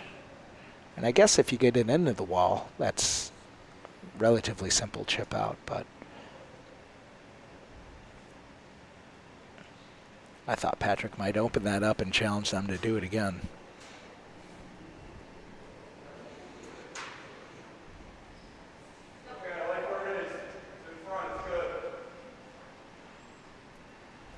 Great ball by Kyle, hanging on here. Wasting those Butcher balls, trying to get them on the board. But Veto likes that ball that Patrick left up there, and I do too. It's going to be real tricky to come in outside, or of course to sneak in on the wall. It's going to be a big ask here for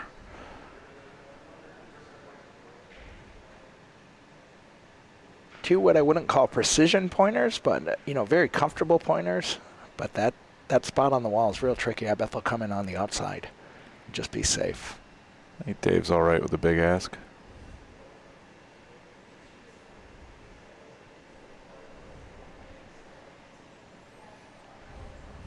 Good safe ball.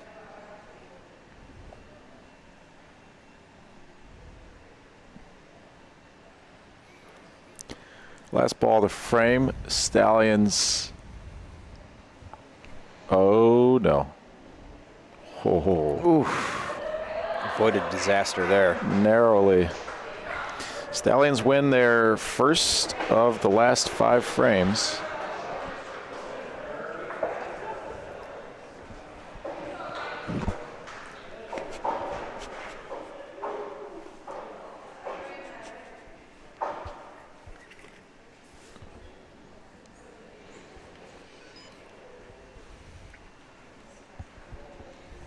All right, Stallions on the board. Let's make a game of this. Let's put a good one on here, Timmy.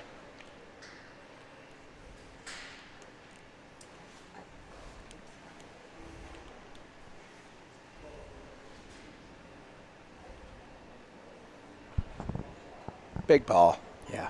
Once again, Timmy putting the wall in play, giving himself that rondino to play off.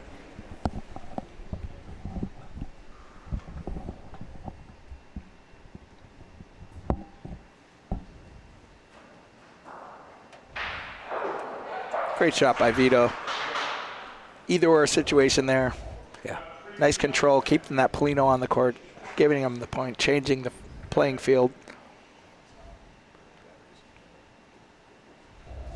Yeah, I feel like optically sometimes that shot's a little difficult. Oh.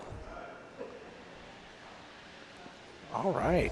Just didn't quite catch enough of the right side of the ball Yeah, there. I love the idea, but not quite, and it's back there. Maybe save that ball for later, but I mean, Timmy's got, our courts are 12 feet wide here, so he's got at least 11 feet to point in, and yeah, a player at his level, might got a little greedy there, Billy. Yeah. I think that shot was a cash grab. I liked his old stuff better. Yeah, I like before the Sotomano.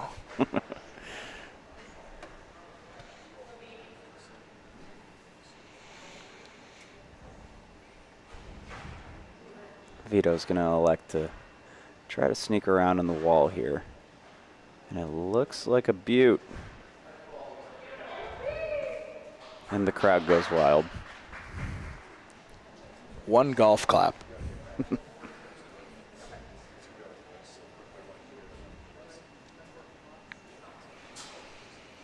And right after the CBL finishes, we will be picking up with our inaugural Sunday afternoon bocce league here at the Chicago Bocce League. Oh, yeah. And if you want to stick around, we will not be televising that. Timmy was committed here on the point after electing to take that wall ball and just throws a peach right in there.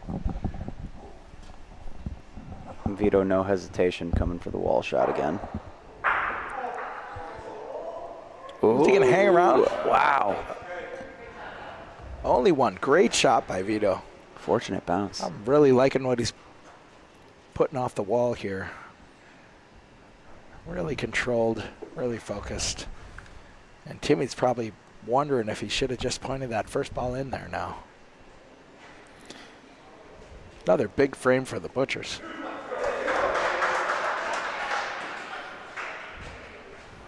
All right, folks, it's time to send it down to a little courtside with Carm. Hi, my bocce friends, and welcome to a CBL Sunday. This is the rounding out the end of week 6 on this bonus bocce day. And I have to say, it is 62 degrees here in Chicago. Baseball season has started. The sun is shining.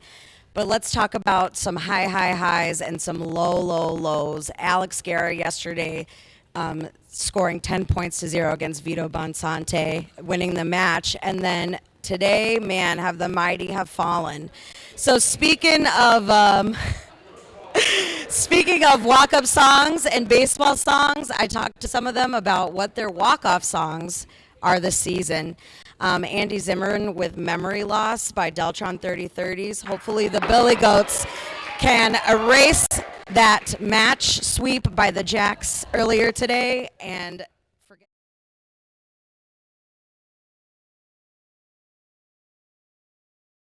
Song is Bombs Over Baghdad, and she played phenomenal earlier today, and it was great to watch.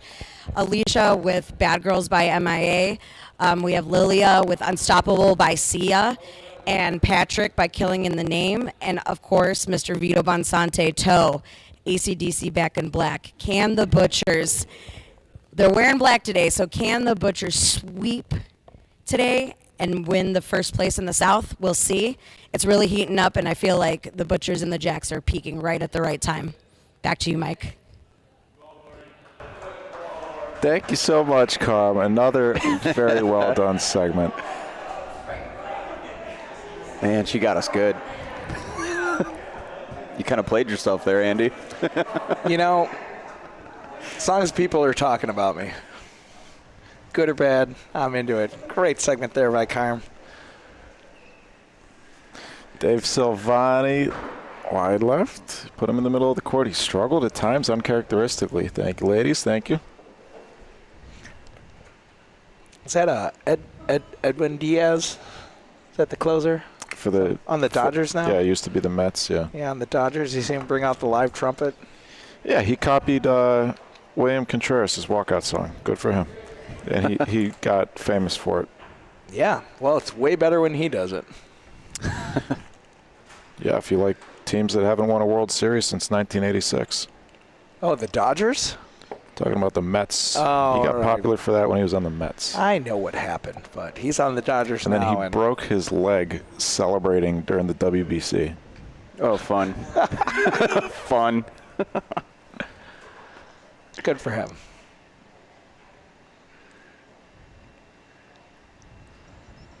(6-1) lead here for the Fulton Market Butchers. 6 more points between the Butchers and South Division pennant in Season 1. What a finish to the season that would be for this team that has been through so much. Lost their franchise player earlier in the season. Gave up on his team after losing a couple matches.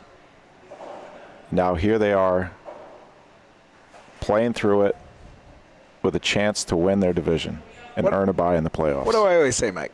I'll take a great teammate over a great player any day. And it's great to see these Butchers' resilience and finding their way. This game is not over. This series is not over. This league is not over. But they are putting up quite a show. Yeah, the leadership of Rob and Veto to step up, kind of get this team back on track, and Patrick and George the Painter just stepping up, filling their roles. This team has great chemistry.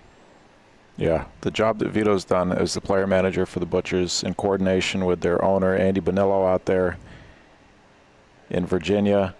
It's been fun to watch as somebody who's friends with all these people. Proud of the product that they've put together, and look at that shooting line. Look at both stat lines there for Veto. +9 on the match, 10 for 11 shooting. Really showing up like a leader should. Yeah, and especially, everybody knows he's been busy with work and didn't get a lot of time in the court early in the season. Veto has adjusted phenomenally. Timmy 2 times, wide right. Ball advantage back to the Butchers. Driver's seat this entire match. Through 15 frames, the Stallions have only won 3. They've scored 4 total points through 15 frames. One more time for Timmy. Hits the wrong ball and gets... lucky doesn't even feel like it begins to describe it. You know what I love to see, though, is Timmy turns around, he laughs at that shot, you can hear the gallery erupting, and he just pats Veto on the butt. And he goes, I got it. Veto shoots and cleans it, hangs around for 3. Andy's going to have the last ball. Veto might have a shot for the game here for the division.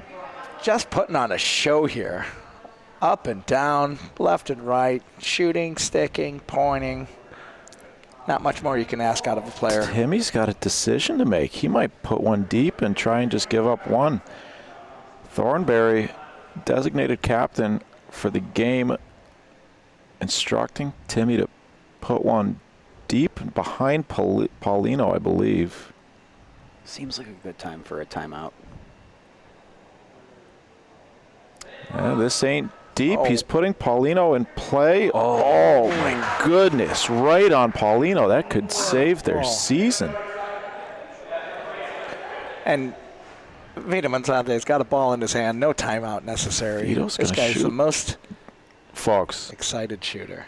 for the South Division pennant, potentially, Veto Monsanto, wide left. Great ball, Tim Talari. What a huge ball. Huge ball. As disjointed as his pointing has been this game, I mean, Timmy has thrown so many seal balls today. Just last ball of the frame, put some balls in and make Veto work. After that shot we just saw right there, Veto had the Butchers set up so nicely, and Timmy puts in a perfect defensive ball. Let's see if that inspires his teammates here. Come on, let's get a big ball in here, Kyle.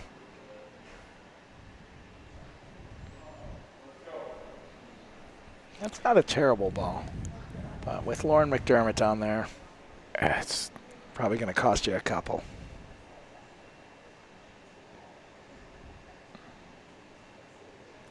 Kyle knows that's not a good ball. Doesn't cover the line.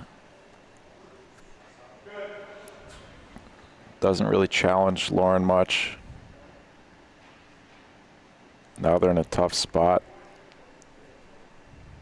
I'm going to point again because that first ball is likely to be beaten again. Kyle's got a chance to tuck one. He's got a better line here. Is the speed good? If he catches Paulino, there's a great ball. Kyle Kubler, what a ball. Great ball. Patrick might have to shoot this off the wall. It's going to be real tricky to leave the Plino where it is. He's going straight at it. Catches a little bit of Paulino.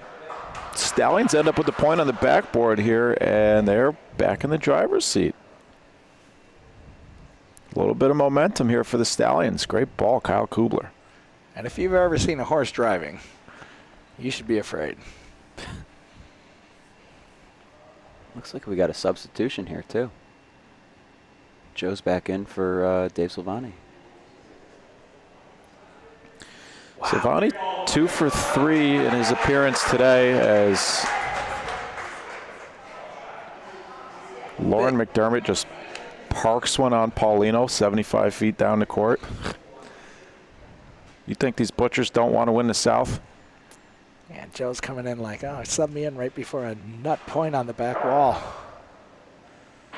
Ooh, clips it. A little bit of Paulino. Good shot. They're going to be forced to use their last ball, though. He's a little early on the wall.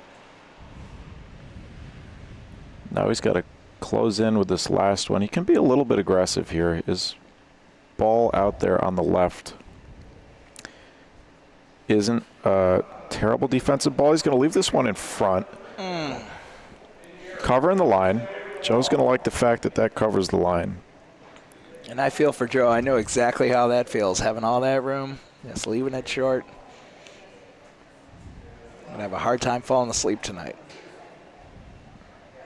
You are, not Joe. I am. Patrick Gersmeyer, if he gets there, he's good. He got there. It's good. It's 2. It's 10-2. Fulton Market Butchers. And after the Jacks sweep the Bucktown Billy Goats and claim first place in the South, they had a chance at winning the South, and now the Butchers are 2 points away from turning their whole season around. Your Fulton Market Butchers brought to you in part by Goat Coats. Custom reversible jackets made from sports jerseys. Each coat is one of a kind, designed to showcase your favorite players, teams, and personal style. Check them out and see how your favorite jersey can become your new favorite jacket. GoatCoats.com. Veto Bonsante. Great ball. On an island. Timmy's going stick, maybe? Yes, he is. Timmy Tulare, wide right. Oh, he missed a couple. Sotomano shots to the left earlier, overcorrects to the right. And the Stallions are in deep waters.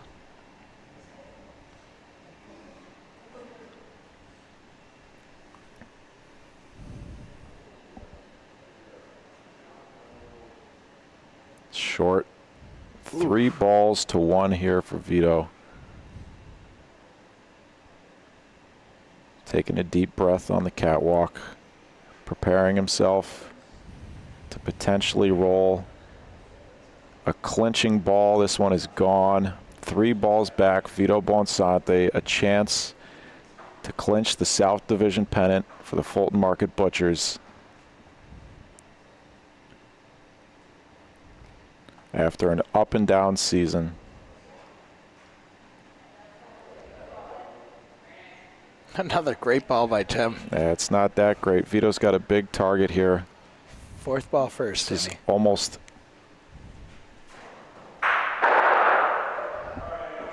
almost a guaranteed hit for Veto there.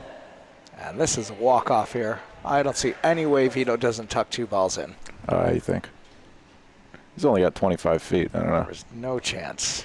That's a big old toes out. Veto Bonsante wins the match and clinches the division for the Fulton Market Butchers. Wow.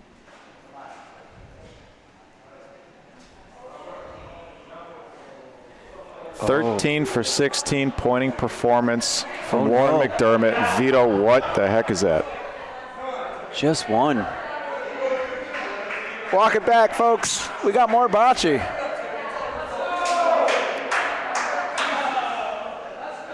If you heard that clapping, that's Tim Tulare. He got away with one there. Chip in a chair, guys. It's time to step up. Kyle and Joe. Big frame.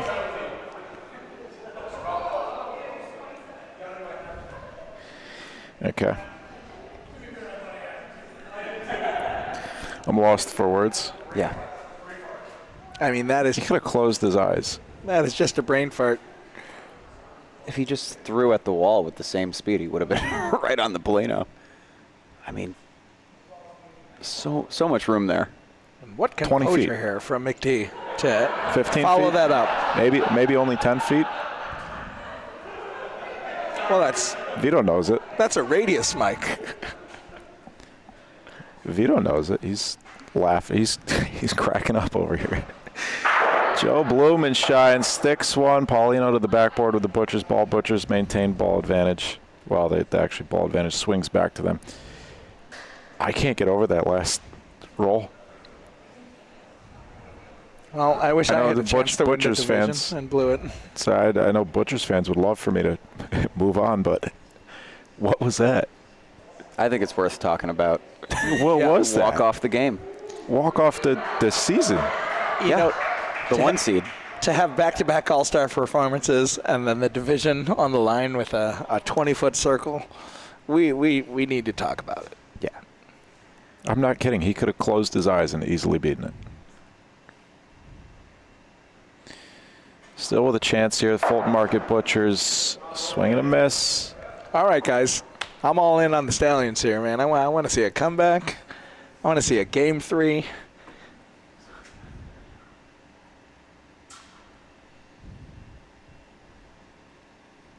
Can you imagine?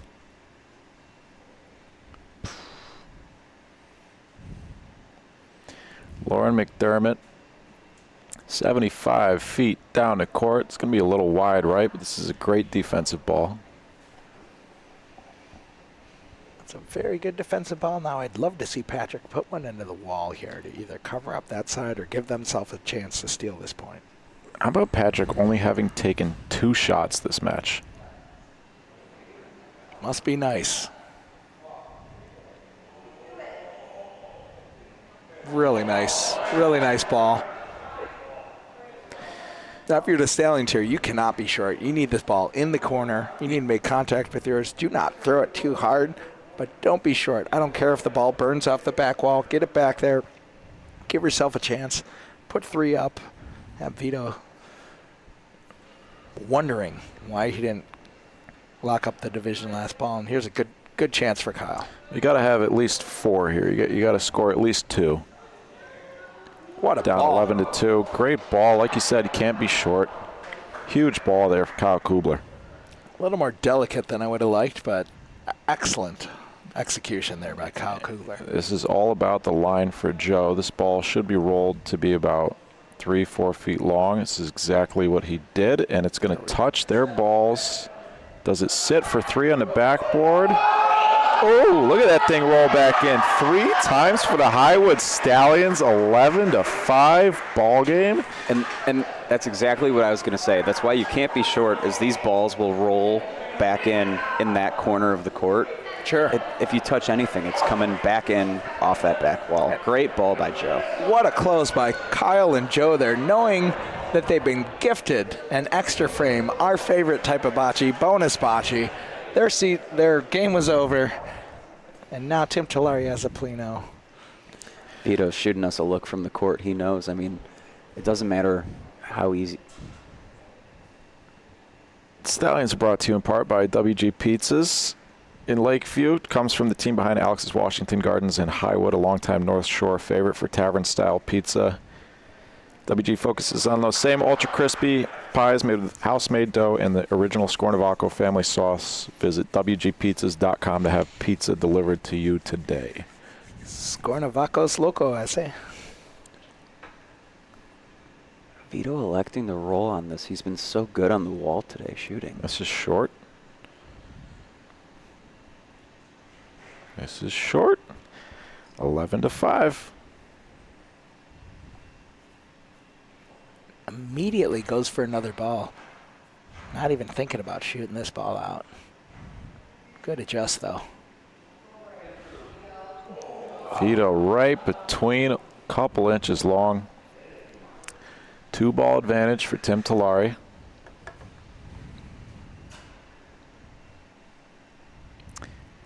Decision to shoot here makes a lot of sense as long as it goes clean. He missed on the wrong side of that ball. And Vito's absolutely been in control for 2 matches in a row right now. This is that point. Vito has lost 2 frames so far in 2 matches and just punts his ball. Last frame, 10, 15 feet to roll in to win the game. Now let's see if we can see game 1 through 6 Tim here. Tim. And that Tim's tucking in for 2, 3, 4 points here. Don't look now. 3 balls back. -9 against Veto so far this match. Oh, this no. ball has got to come on the outside if it's going to make a point. It won't. Safe ball.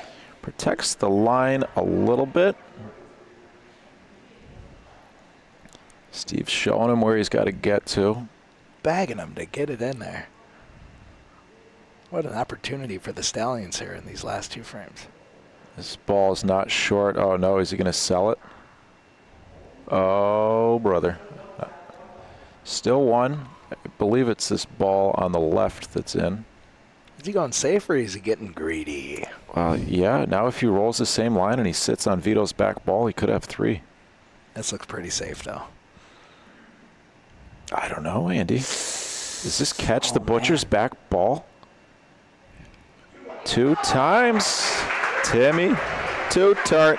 7-11, how convenient. Nice. Relax. What do you want, a Slurpee? 7, 8, Ikiboon for our viewers in Japan. Vito's walked all the way over to the booth to apologize for his roll.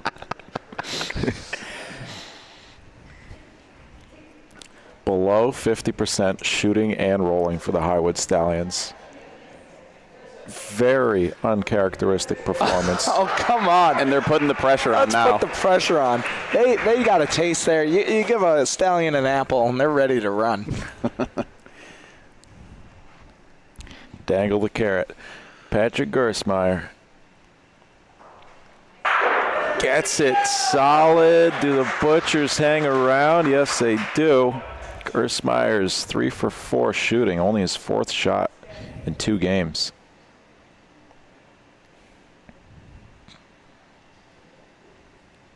Well, this is setting up pretty. Are we going to see a McDermott shot that's framed? I'm going to guess no. Another beautiful ball from Kyle Kubler. He's found his touch. Is it too little, too late? A little movement on Paulino to the left here could be good for the Butchers. Clean again.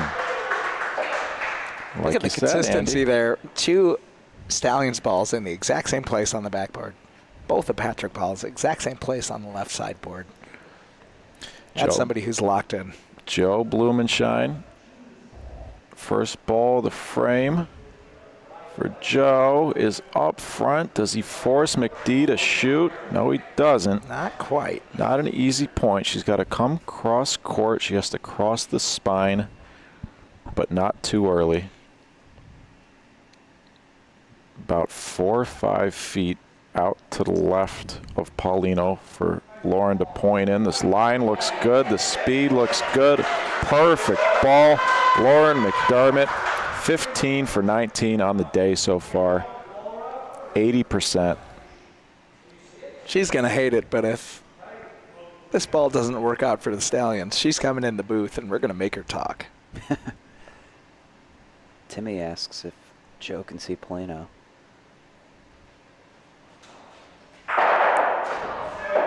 Okay. Wow. That'll do. Wow. Hits the wrong ball. Gets a bounce.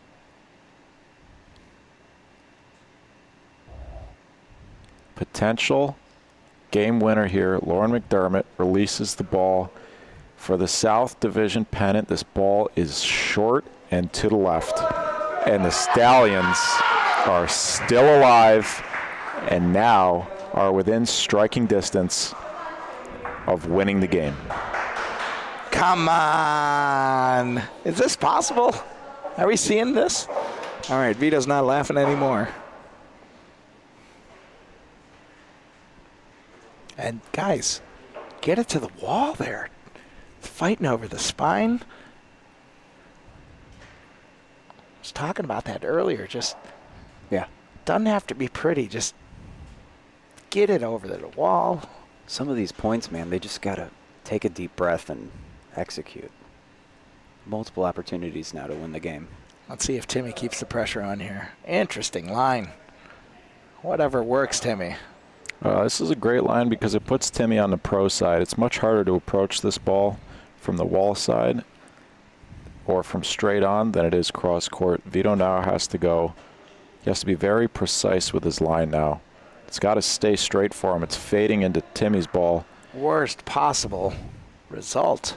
Not the worst possible because Timmy's ball isn't hidden. Veto can shoot this ball now and force Timmy to point. Timmy probably uses the same line as he did before. Veto can still put a real difficult ball in here. Same line. Is this going to fade beyond his ball?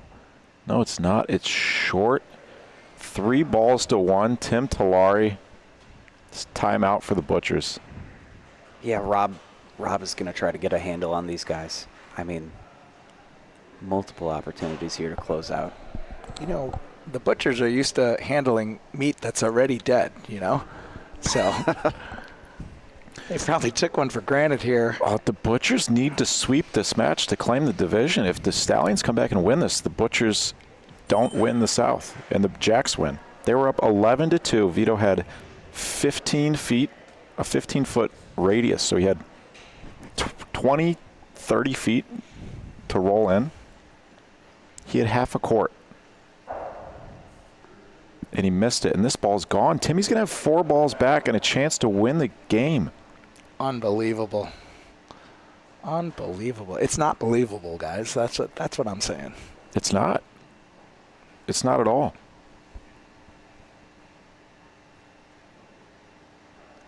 Vito's going to put in a fighter. It's going to block the line, make it tough for Timmy to make 4, but this is well short. Timmy's got a few feet out to the side. 3 balls for the game. Hate to see it. I want to see it. He needs all 3. This is insane. Vito's over on the bullpen court, throwing his hands up in the air, understandably.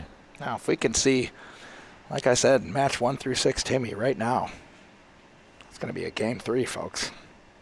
Tim Tillari, he needs all 3 of these. Here comes the first. Speed looks good. Line looks good. Line looks good. There's one of them. That makes it easier for him to roll in his next couple balls. Jeff's calling 1 here. Jeff's calling 1. It's tough. Always looks different on camera. Timmy just needs to touch that ball to make 2.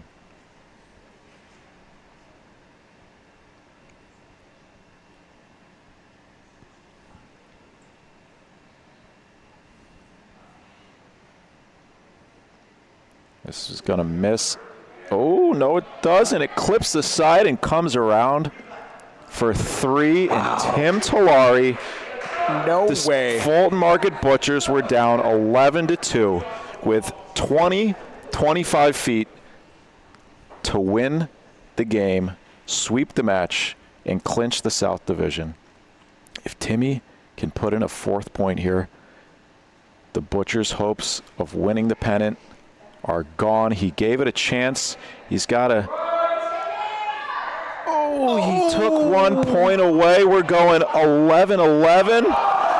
We're going 11-11 into the last frame. The Fulton Market Butchers need 1 point to clinch the South Division.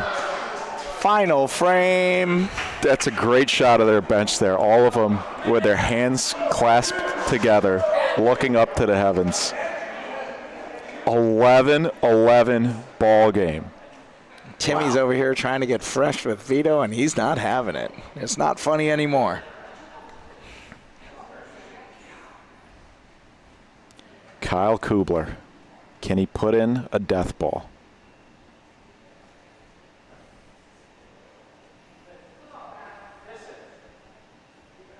Look at this. Oh, man. Right in front. He's found his stride at the right time. Patrick will shoot this. He's got a double target. Kubler Kai Dojo here, putting on a clinic. Oh, Lauren's going to point. Interesting. This is a huge decision, a huge ball. This could cost them the division. Lauren McDermott. Going across court. No wall.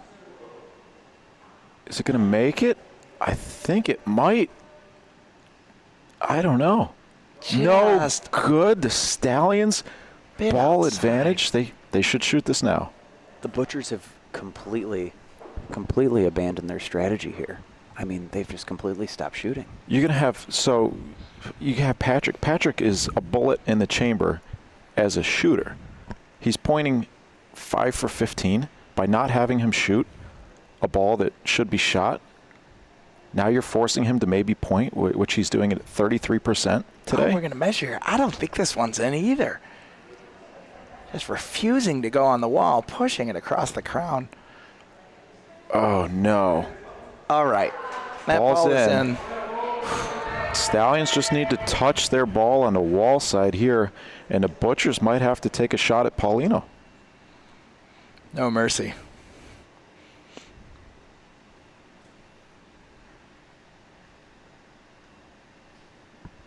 Ooh, that ain't short.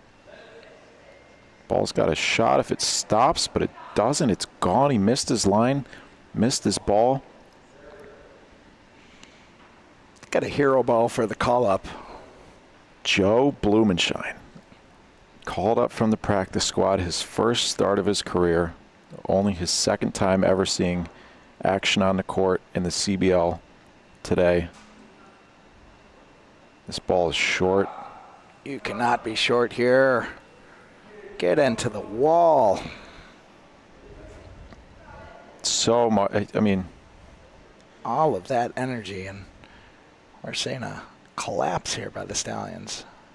If Joe doesn't beat this ball, the Fulton Market Butchers, this ball has a chance. It's got to touch theirs. Does it reach enough? It doesn't. It's short, and the Fulton Market Butchers escape and win the South Division with a match sweep over the Highwood Stallions. Wow. What a bummer there for the Stallions to get such a gift. Such a gift there. Giving up a big lead at the end, and I would have loved to see them point some balls into the wall and maybe bump that ball up, make it tricky for Patrick, give him a little more obstructions, and they opt to point 4 times and can't one time make contact with that ball. McTee just barely beat it on the outside after a tight measurement, and they are scratching their heads out there. Holy smokes. This is the man I want to talk to, Veto Bonsante. Are we laughing again, buddy? Yeah, let me have it, please. Please let me have it for that one. That was absolutely ridiculous.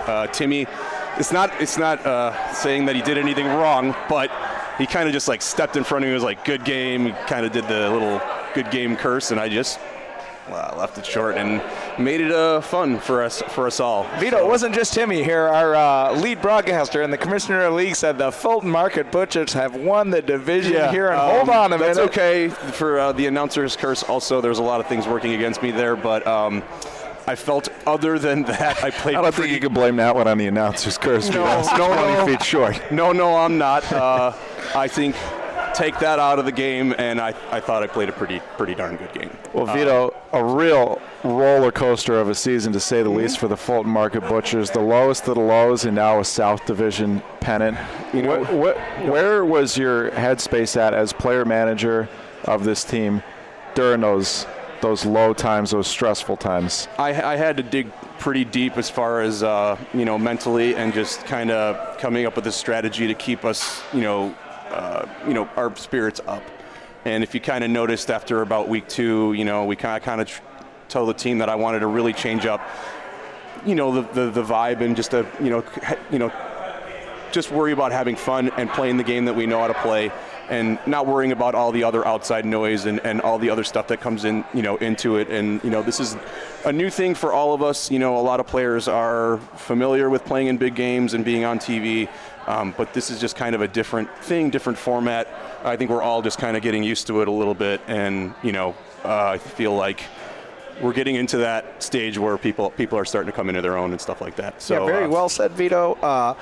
Speaking of the ups and downs, I know that you were traveling a lot. You had some inter-team turmoil, and you came through and you let the kids play, right? You stood on the side for 2 matches and managed, and then reinserted yourself and really closed the season out strong. I mean, was that with intention? Were you coming in, or did you at any point think, I will play these games, and when we get in a good place, I'll filter somebody else in? Or did you want to close out? We saw you 2 matches in a row with that starting lineup, Patrick and McDee on one side and you on the other side, and incredible performances both time. Was that by design? Well, my strategy per se was, Patrick and Rob and George and, Lauren and Sean had been in the building a lot, and I had kind of just been out. It didn't really make sense. Even in the first couple of games that I played, I was very uneven and off, so I was just kind of saying, hey, you guys came in and did the work, and I wanted to give them the opportunity to show what they can do, And then once I finally got a little more into the rhythm, I think my pointing in the past couple of days has shown that I'm a little bit more comfortable there. With the exception of one ball. With the exception of one ball. I think you really put on a show here the last 2 matches. But, I think my shooting and pointing are starting to come together. I see my stats there, 17 to 31. Still not the greatest on that side, but when I needed it, it came through. And I'll take an 80% shooting percentage. Well, so. +4. The biggest number is that +4 in the point differential. Yeah, that helped a lot. I was trying to deal with Timmy because, and if you noticed, I just stayed away from those walls because I know he loves those little wall Paulino shots. So I was playing in the middle on purpose. But he still came through, and he almost he almost caused a lot of embarrassment.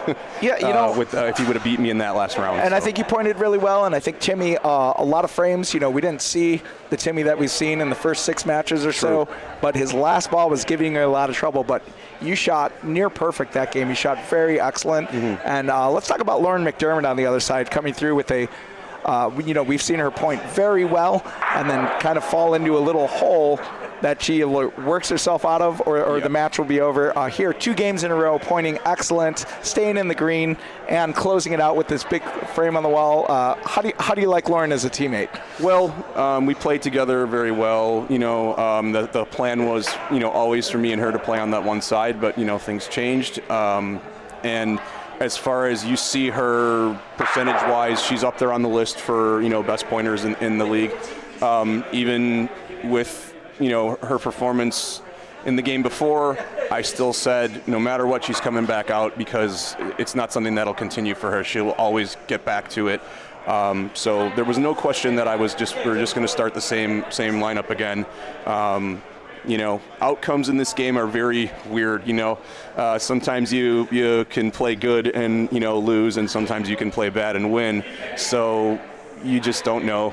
You just got to keep grinding and keep playing as consistent as you possibly can, and that's it. Even against Alex. Alex yesterday played a near perfect game. He didn't shoot a ball until game 2. So I pointed very well, but he shot even better, and so you just don't know what's going to happen in these games. They're kind of all dice rolls, and you just don't know sometimes. So how big is this for you guys now to clinch the division, and not only you've got the first ever South Division pennant under your belt, but also a bye going into the first round of the playoffs? That feels really good. It's good for us, good for my owner. Shout out to Andy. He's been amazing this year. Super, super, super supportive of everything. Couldn't have asked for a better owner, in my opinion. We work very well together. We're very synergistic in the way that we think and stuff like that. So I'm very excited for him. I'm excited for our team, but he's the one who has this vision that he wanted to pick this team up, and I'm very happy that I can give him a division win as a player manager. That's it feels good for me. Hear me out. Congratulations on your division win. How about a goat coat with a pennant on it? I love that. Actually, Dave is making mine right now. Can we get that done? Yeah, if he's listening, let's maybe shoot that thing on there real quick while they're making it, because I ordered one last week. So shout out to Goat Coats. Man, it's going to be a good one. So excited for the playoffs. I know we got, one more regular season game? One more regular season match, Penguins versus Eagles. And does that have still something have to happen in order for certain teams to win? That's for the other spot. That'll be Thursday for the North Division The winner title. of that game, there's no other stipulations? Is it just straight up winner, or? We'll have to look at the tiebreakers, but those are the first and second place in the North. Cool. Well, I'll be watching very intently. And you're welcome. We blew it. We got by with a little help from our friends today, but I feel like that team I could never think that team would be, held down where they were. They're a dangerous team. I don't care. We saw it happen in Ohio where the 6th seed or the 5th seed made it. You got to watch out for that team. We were fortunate enough to beat them twice this year, but I feel like that maybe isn't the team that you might want to run into in the quarterfinals, just because they're great. That's Team USA. So that's the way I look at it. They got great players on that team, and when they hit that stride, they're going to be a really tough team to beat. So watch out for them. Well, the division winners are Team USA. Thank you. Congrats. Congratulations, Veto. Guys, keep up the good work. Everything, it seems like we're on a good roll here, so let's keep it up. Fulton Market Butchers with a match sweep of the Highwood Stallions clinch the South Division pennant in our historic inaugural season here in Chicago. That was player manager Vito Bonsante leading his team through the ups and the downs over the course of the last few months. And wow, what a game.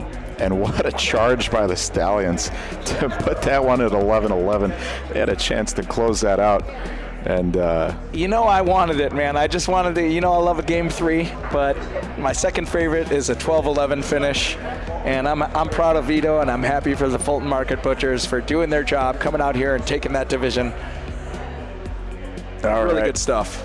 Folks, you'll be able to vote for player of the match following the conclusion of the broadcast. Let's get your nominees, guys. Lauren McDermott. Great rolling by Lauren. 16 for 22, 73% on the day. Some clutch balls there. They probably wish they closed it out earlier, but a nice clutch ball by Lauren at the end there to close out the game. Probably my nominee.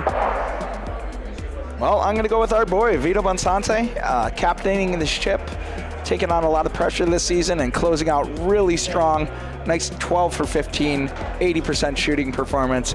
And against Tim Tulare, he pretty much had control of that match. Just other than that 1 point and the few consecutive frames, really took the team on his back and led by example. So I'm going to go with my boy Vito. And we'll round it out we'll throw Patrick in there. 4 for 5 shooting was important. Hit some big shots in that game.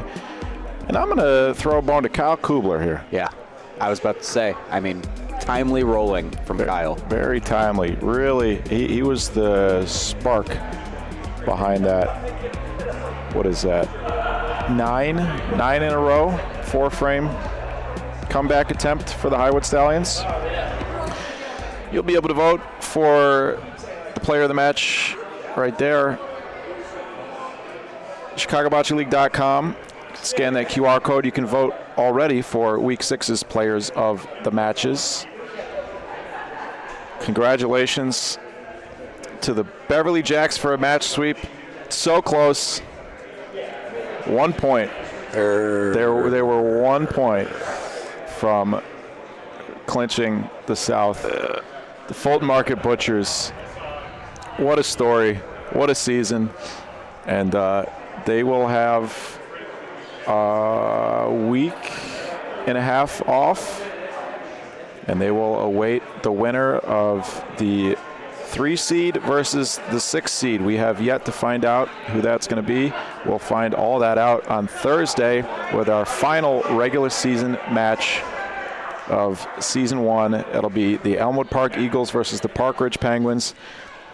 The 2 top placed teams in the North vying for the North Division pennant and the number 1 overall seed going into the playoffs. What a season it's been. We're wrapping it up in style. The matches are heating up. They're getting a lot more competitive, I would say. The energy in the room has been wonderful for the last few weeks, and that is we're going to take things to another level starting this Thursday with our final regular season match of season 1. And Mike, we're going to do our best to promote the heck out of this and fill this room up so that our playoffs are like nothing anyone's ever seen. Yeah. It's going to be packed in here. For better or worse, it doesn't help our broadcast numbers, but it looks really cool and it feels really cool. And we appreciate everybody coming out here. From everybody here at the Chicago Bocce Club, thank you to our hosts at the CBC. Thank you to our sponsors. Thank you to all of the players. Thank you to our volunteers, the referees, the stat keepers. In the booth today, Jesse Morris, Billy Strippick, Andy Zimmerman, John Drawn on the 1s and 2s. I'm Mike Sheldon. This has been a production of the Bocce Broadcast Network. We will be back live tomorrow at 5 Central, 6 Eastern from Youngstown, Ohio for the Ohio Bocce League. And until then, you can find us on Facebook and Instagram, ChicagoBocceLeague.com. You take it easy.